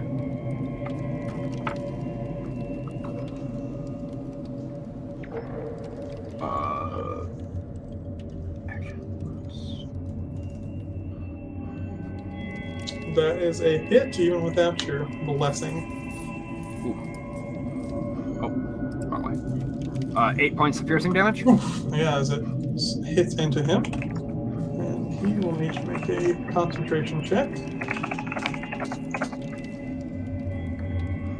His con bonus. Whoop. Ooh, as Arphef, you regain control of your mind as the bolt strikes him in the shoulder. You'll pay for that. And then my defender will go 5, 10, 15, 20, 25, 30. Can he move through my square? How big is he? He's small, right? Medium. I'm small. Medium? Oh, maybe not. Well, I mean, he can move through your square if he uses his movement, yes. Yeah, okay. Okay. You just can't end his turn in the same square as you. Yeah, so he'll be able to get there, and that's his turn. Alright. You see him. Kill him, my dolls. As these two dolls around you are both going to take some stabs. He's going to post for a disadvantage on this one. Alright, With first one. reaction. So, let's roll twice. I think it misses anyway. Okay, so second attack. That one. It's a miss, and then the two attacks on the other one. That one. If they hit a 16, I'd like to reaction shield. Alright, the 16, I believe, is a hit on you, and so you can reaction shield as they're taking these needles and trying to stab into you and doing their best to sew themselves to you, as they did with Arphef when the first one leapt out at him. But fortunately, your shield comes up and blocks you from the attacks with the help of Dragon defending you. None of these managed to take hold. And you can see a visible anger spreading across the face of Borjas as that happens. He is then going to cast the spell.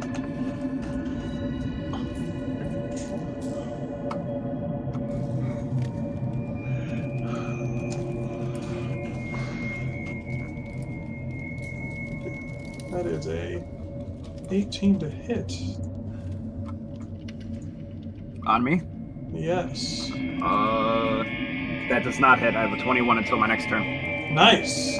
So you see him hold up a hand and streaks out a blast of poison in your direction that sprays across the room, hits the shield that you've projected, and you see once again a grimace of anger twist across his face as he steps back into the room a bit further.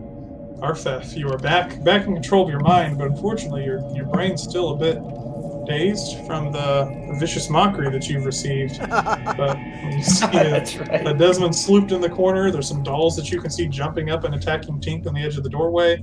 And then you know Borjas is somewhere in this room. Got it. If I step up to here, can I hit one of these dolls around the corner with a Warhammer, or no? I'll allow it since they're kind of like jumping on Tink. I have a question. Yeah. When can you use a reaction? Does something have to provoke it? Depends on what the reaction is. If I wanted to use my oh, never mind. Oh, wait a minute. Wait. Nope, never mind. Usually testifies. All right. Yeah, go ahead, Arphef. Perfect. I will attack the one on the left. Mm-hmm. And I have disadvantage then on the first attack? Yeah, I guess you do. Oh my god! That's Wouldn't have mattered anyway, I ones in a guess. row. Alright, regular attack if you use your ability. But I am going to use War Priest to attack a second time, this time without disadvantage. Oh, and I get a bless. You do get a bless. Your 13. rolls have not been great, and that is a hit, Not at all. thanks to the bless. So that's actually 6 points of damage. I forgot I got a +1. Smack the doll across the head. The stuffing kind of ruptures out of it, but that one is still alive.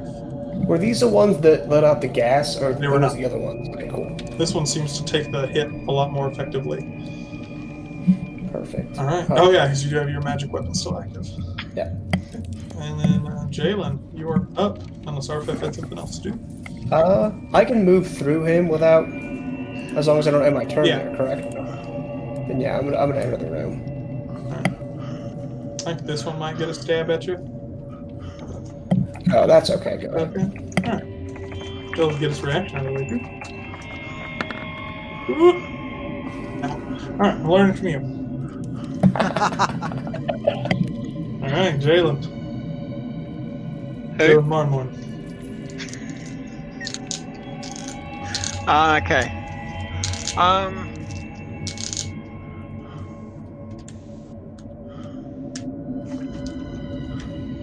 I'm gonna move around. Whoops. Drop my character to there. Okay. So you, that one's already used its reaction. So we're good. I'm gonna take a shot at Borhos. No, I'm gonna take a shot at the doll. The doll. Okay.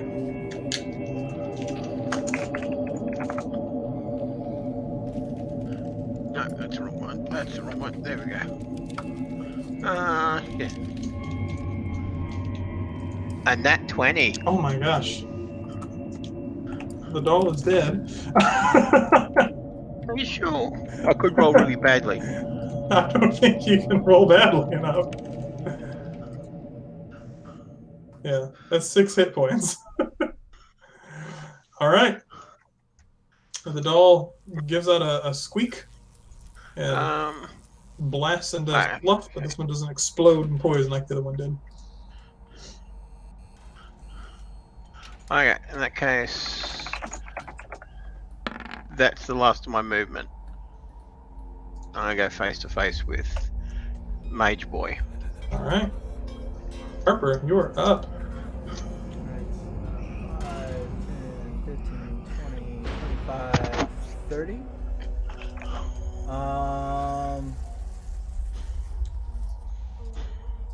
Can he shoot over the kobold's head with a crossbow? Yes, I'm going to give him partial cover just because there's a lot of stuff in between you and him. Okay. Arphef. Rather than that, then see, I can cast Vicious Mockery while holding concentration on Bless, right? Yep. Okay, I'll do that Yep. instead. Wisdom, right? Correct. Ooh. Unfortunately, he shakes off. Your insults mean nothing to me. You will be my next perfection. I'm already perfect, my friend. Intern. Tink. All right. I am going to go 5, 10, 15. I'm going to try to take a R20. I'm going to try to take a cover behind the bed. Yep. Putting my crossbow on top. Pew, pew. I will use my action to shoot it, or shoot him. Mm-hmm. Why is Tink crooked? Because I accidentally turned him. Oh. 19 to hit. That is a hit. 7 points of piercing. Yes, as you strike him again, it hits his shield, deflects some of it, but still catches on it. Gives out a grunt of pain. And then I will use my bonus action to move Drake 9 here. And he can use his action for an attack.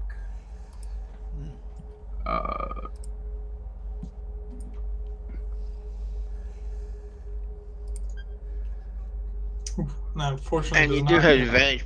You do have advantage too. With Drake Your 9? attack. The Steel Defender? No, with. No, Oh, with with you, my- because I'm next to it. Yeah. Pack tactics. Mhm. So you may roll a crit. That's okay. So that's the end of my turn. Okay. All right. Tink. Or that was Tink. This one pops around the doorway, looks at you, Harper, and says, "Let's be friends." That's Is going to stab at you. Follow. Follow. How's that looking? Since I am one-handing it, I've got an 18 armor class with my shield. Oh, sorry. This is supposed to be Harper. Did I say thought you said Arphef? Arphef. I'm sorry. no, I he meant said to Harper. say. Okay. Yeah, that's I heard gonna Arphef, hit. sorry. All right. Both of them? Oh, is there two? Yeah, armor class 15. And that unfortunately means with both of them hitting you, that's 11 damage. Mm-hmm. And then that needle just gets to work as it stabs and slices, as it weaves itself and attaches itself to your body, as the other one did to Arphef. Best Yeah, friends. he'll And let like out a holds scream. onto your, like hugs you. Yeah, he'll let out a Friends scream. forever. No, not friends forever. Let's see here. So if I apply 11 damage, yep, that takes off the temp. I'll need to make a con save or con check for bless. Is that just straight Constitution? Yeah. Saving throw? For Con save. is it a con save for Oh, Constitution. For check. concentration. is it a check oh. or is it a save? I don't think it matters. It don't matter. Never mind. It's a save. Yeah. All right, bless is gone. All right. And then Borjas looks to you and says, I will drain the energy from your body, small creature. And he reaches down. And he's going to make an attack against Jalen. Can my defender give him use his reaction to give him disadvantage? Ooh, yes. Very, very well with him, potentially. Whoop. Oh, 19.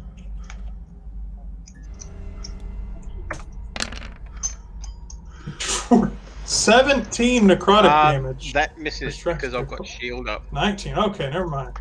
Whew. Shield reaction. Saving the day. Good stuff.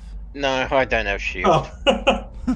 And he actually, he drains it out of you, and you can feel your life force transferring into his body as and you can see the wounds where Tink had shot him rejuvenate. All right, this is our last fight, so trying to get through it, Tink. I know. Almost there. All right, and it is Arphef's turn. I'm gonna finish off this doll before it finishes off Harper. Move those And buttons. Move behind it so you get advantage. that is a 16, That is a solid hit. 17. So that's 5 bludgeoning. And it is hurt, but still up. And I'm using my fourth and final one of these Nice. for another 6 damage. You managed to deal just enough damage. Knock it unconscious, hanging off Harper's arm, just dangling there, sewn together with his best friend. I did what I could for you, Harper. The rest is up to you. Thank you, my friend. Jalen, you are up. He's just drained the life force out of your body. You see his wounds repair, but he's breathing heavy. You don't go down easy, I see.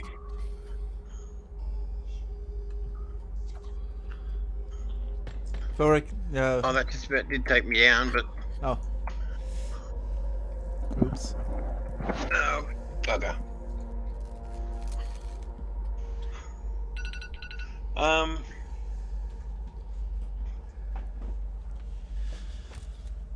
And I'm going to move to there. Okay. You fire a shot? Well, no, I'm not going to disengage. Actually, no, I'm going to go there So you're going to let him take an attack of opportunity? and drink a potion. No, because I've got mobile feet. If Oh. I attack someone, they cannot Ah. get an attack of opportunity if I'm So you attacked him, missed, but then you're okay. Awesome. Desmond is going to try to stabilize himself Basically, again. the attack distracted him. Nice. Yep. All right, Harper, we're around to you. All right, so is this thing dead on my arm then, or no? It is. You just got a dead doll hanging off of your arm.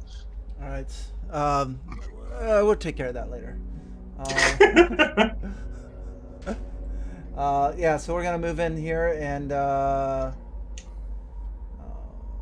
just try to get a shot on that guy. Crossbow. Absolutely. Fire away. Let's see, attack, crossbow, pew pew. Why did it roll that much? Crit. Oh, The damage is normal. no. That's if it crit, they would deal an extra 6. All right, yeah, 10 piercing damage. You Oh. fire into him, and once again, it's deflected a bit by the shield that he has projected over his body, but you can see it hit his body and strike at him.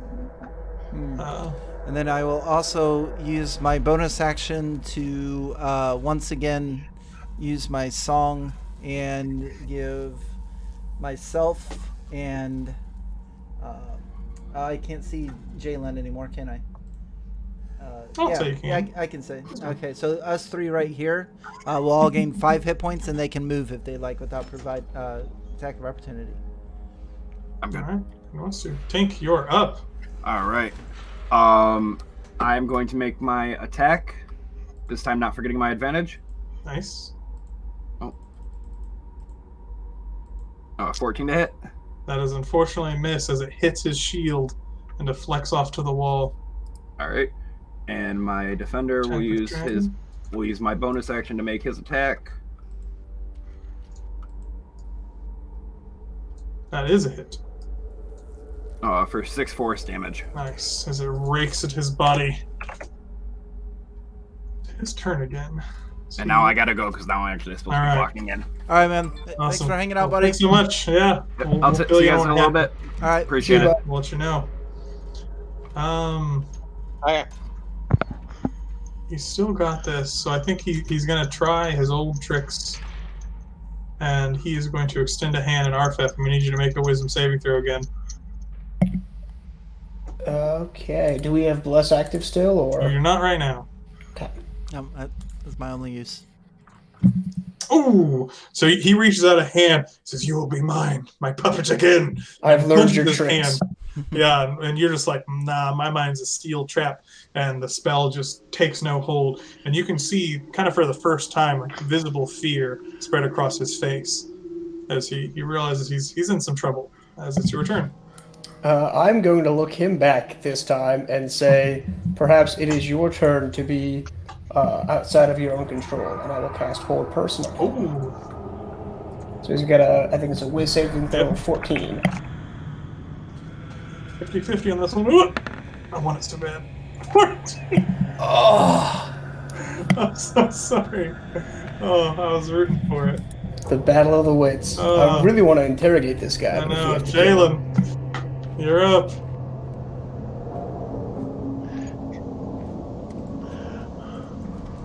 Okay. Smacky, smacky. Stabby, stabby. That is a hit.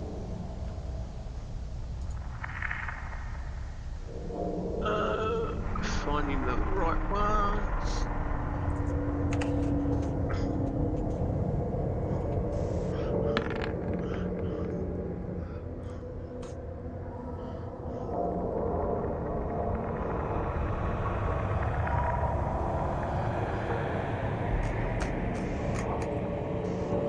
What's that roll for? Don't worry about it. Oh,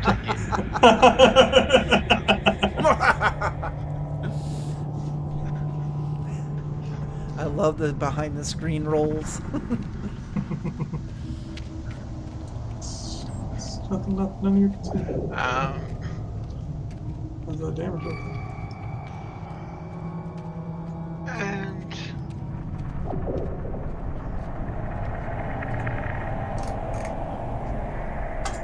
yeah, I'm gonna retreat back again. That's because that's 5, Oh, 10 damage. 5, 10, I think it's just show up for a while. Yep, Alright. 20, 20. Harper, you're up. He's starting you pierced through that mage armor that he's got around him, stabbed into him as he sliced open, and you can see there's actually, blood starting to pour down his leg as he's taking some labored breaths as he's getting worn down. Okay.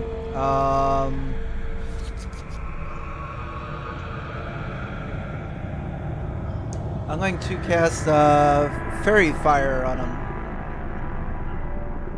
Actually, you said he's getting hurt, so let's just throw another crossbow at him. Alright. Ooh.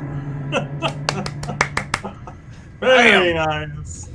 Very nice. There we go. As the crossbow strikes him right in the shoulder and like almost pins him to the wall with the force.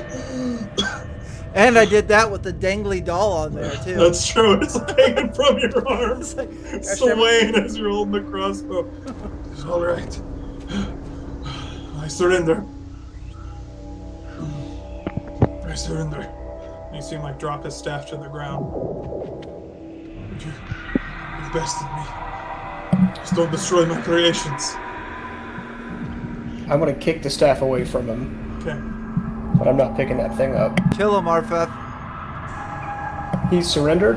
Yeah, Ah, he's killed many. my alignment will have a tough time with that. I'm gonna look him right in the eye and say, why? Why have you done all this?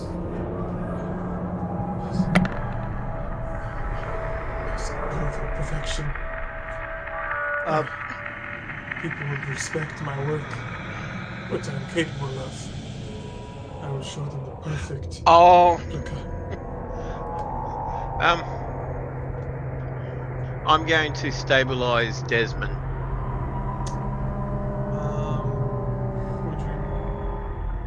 Would you do that on your turn? are we still in the initiative? So Yeah. that last roll was his last day death save, but Jalen goes before him. So if you wanted to stabilize him, you would in fact save him from death. As he had 2 failed saves and 2 successes, and that was his 3rd fail, but you managed to get there just in time and stem the bleeding. He's unconscious, but you managed to save him.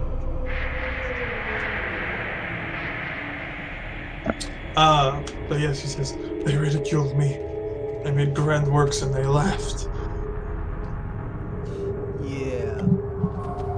Yeah, this is what we call a disproportionate reaction, my friend. If we're out, are we out of initiative then? Yeah.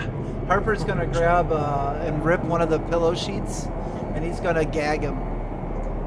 'Cause he doesn't. He's gonna tie it so he can't speak any spells. Mm-hmm. Absolutely. Like once he sees it's happening, he struggles just for a moment, and then it's too late. He's too weak to resist. Yeah. Now what? Well, I think justice is not ours to deal out. I think he's got many lives back at the town to answer for, and justice is theirs to give, I think. Yeah. Now, you may have a point there, my friend, but do we know if Desmond's still alive or not? You're not sure. Not, unless Jalen said something. Or sorry, Jalanmarunmorn.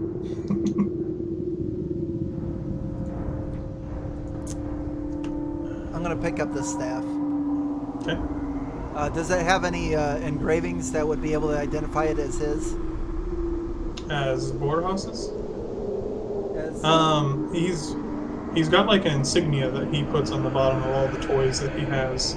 You'll be able to recognize that. I want to look for something that, just in case something accidentally happens to him, I want to look for something that we could use to show that we've seen him.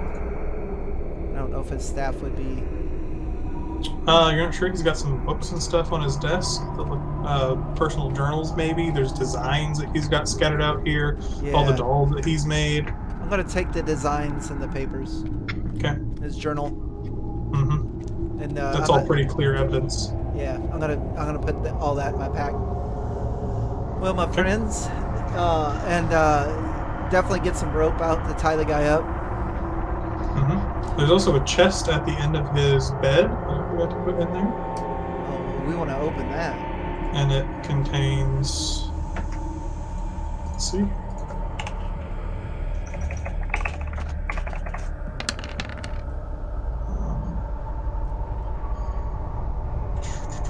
It contains 75 gold pieces.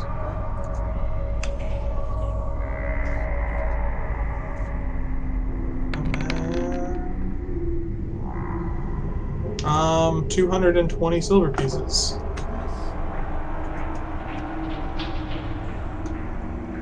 take that as well. You also find a large adamantine bar in that chest as well. Adamantine bar? Mm-hmm. I'll take those. My dwarven eyes kind of light up. That'll fetch a pretty penny. Why don't you take? Why don't you do the splitting this time, Arphef, and he'll hand over all the treasure to you. Would I know quickly just how much an adamantine bar is worth as a dwarf? Or... About at least between 100 and 150 gold, depending on who you sold it to. Got it. Perfect. I will divvy up the gold after I get an Excel sheet open. And Borjas is still just like staring at you. He's not speaking or trying to escape. He's just like staring at you all. Are you sure we shouldn't just kill him, Arphef? That is not the kind of justice that I deal out, but I think you have I do think we may have promised revenge to another. And I'll kind of look back in the other room.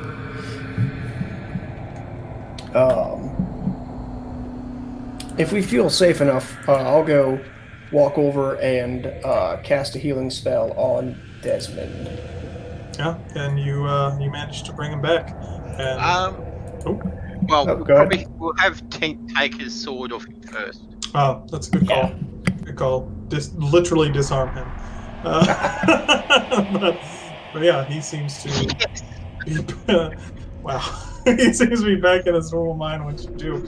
And is there anything else we'd like to do in this lab? Because if not, we can kind of fast forward to some of the aftermath. Yeah. I think I'm all for re-equipping Yes. this gentleman and leaving the two of him here. Ooh. But if you want to take him in and have justice served there, Arphef, I understand. We can do that as well. And perhaps Tink can give this gentleman maybe some gardening tools on his left and right side. Yeah. So I'm good with that if you guys want to. I mean, You want to leave Borjas here bound? Yep, let's fast forward to the aftermath. yeah. Are we taking him back to? Probably should take him back for punishment. Yeah. So between the three of us, are we taking him back? Yes or no? I would vote to take him back, but I also wouldn't mind if other folks overvote that. All right. Harper will go along with you there. Take him. No, take him back. All right. So we'll take him back. All right. Let the authorities deal with him. You wake Desmond up. He But seems to be first back of all, in his we'll normal listen mind. at the door. Huh? You're what? Okay. What I think you happened? might be on the I want to doorway. listen at the other door where all the other mannequins were. Yes. Over here?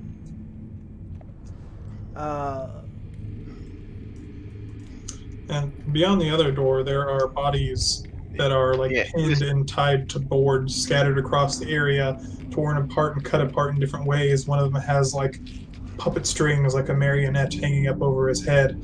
Another with like the legs replaced by metal legs.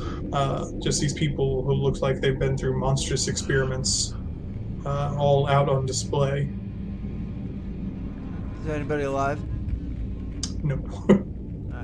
I think I've had enough of this place now. We have a lot of gold coming to us, and I could definitely go for an ale. I'm not sure about all of you, but Harper needs a drink. And I do have this little dangly thing. I need to see a doctor about this stitch thing to my arm. It's still It's like arm fat. It's just like waka. I'll take a hack at it. Normally I would trust you on that now, Jalen, but they are all professional medicine-like people that will able to remove that and give me the proper stitching that I need.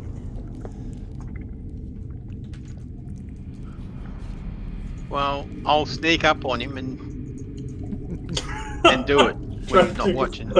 He's like badly hurt already. He doesn't want anybody messing with him. Yeah, so I'm good with fast forwarding if you guys are. Yeah. You guys take him back to town.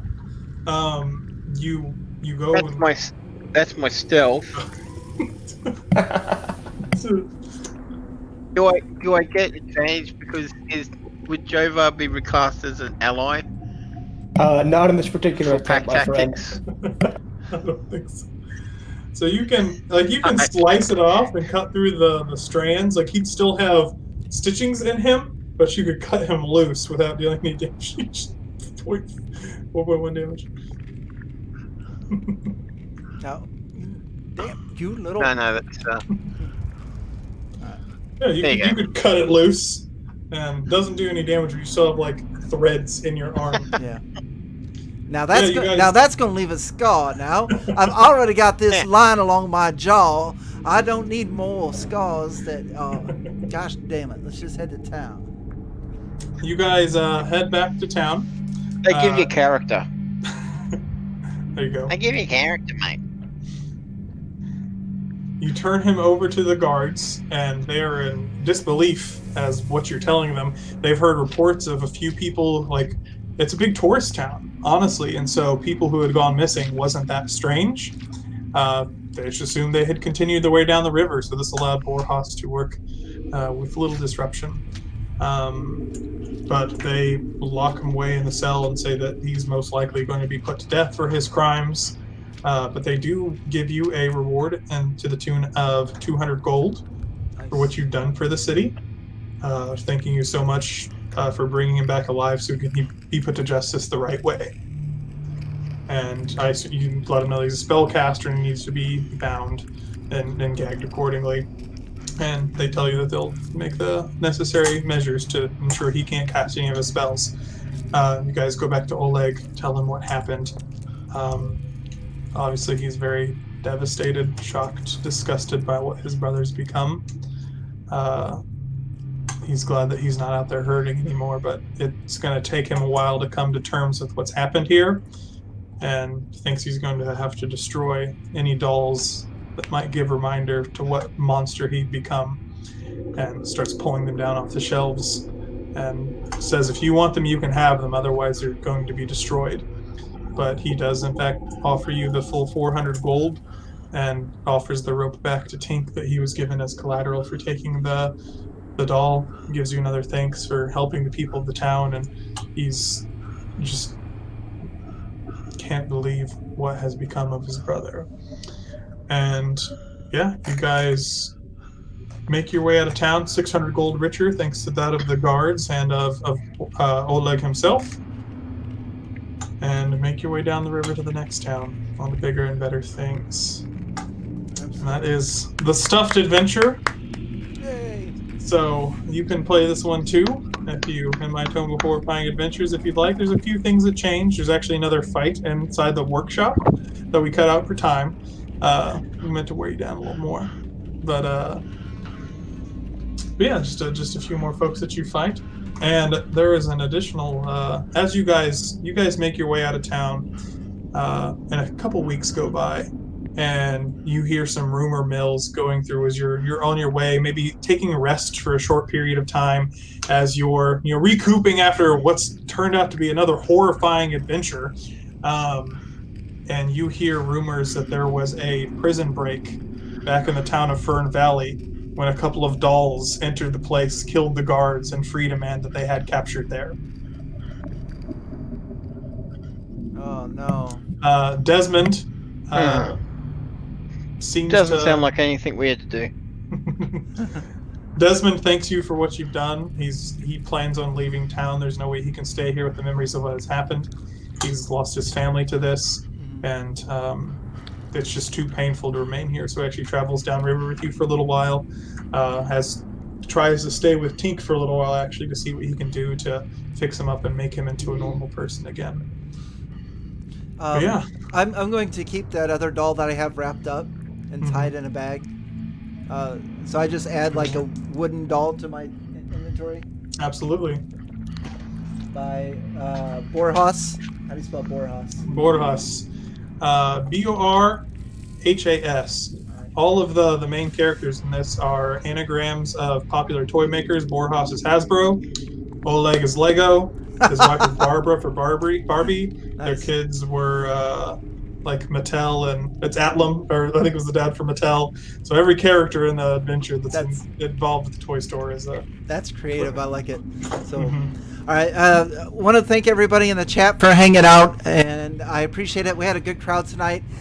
Y'all were awesome. I hope you enjoyed the adventure. This is our second annual Halloween one-shot with Nerzugal, and we will do this again next year. Don't forget to go to the DM's Guild right now. Nerzugal's Tome of Horrifying Adventures, just like the one we played this year and the one prior, is pay what you want until Halloween. Yep.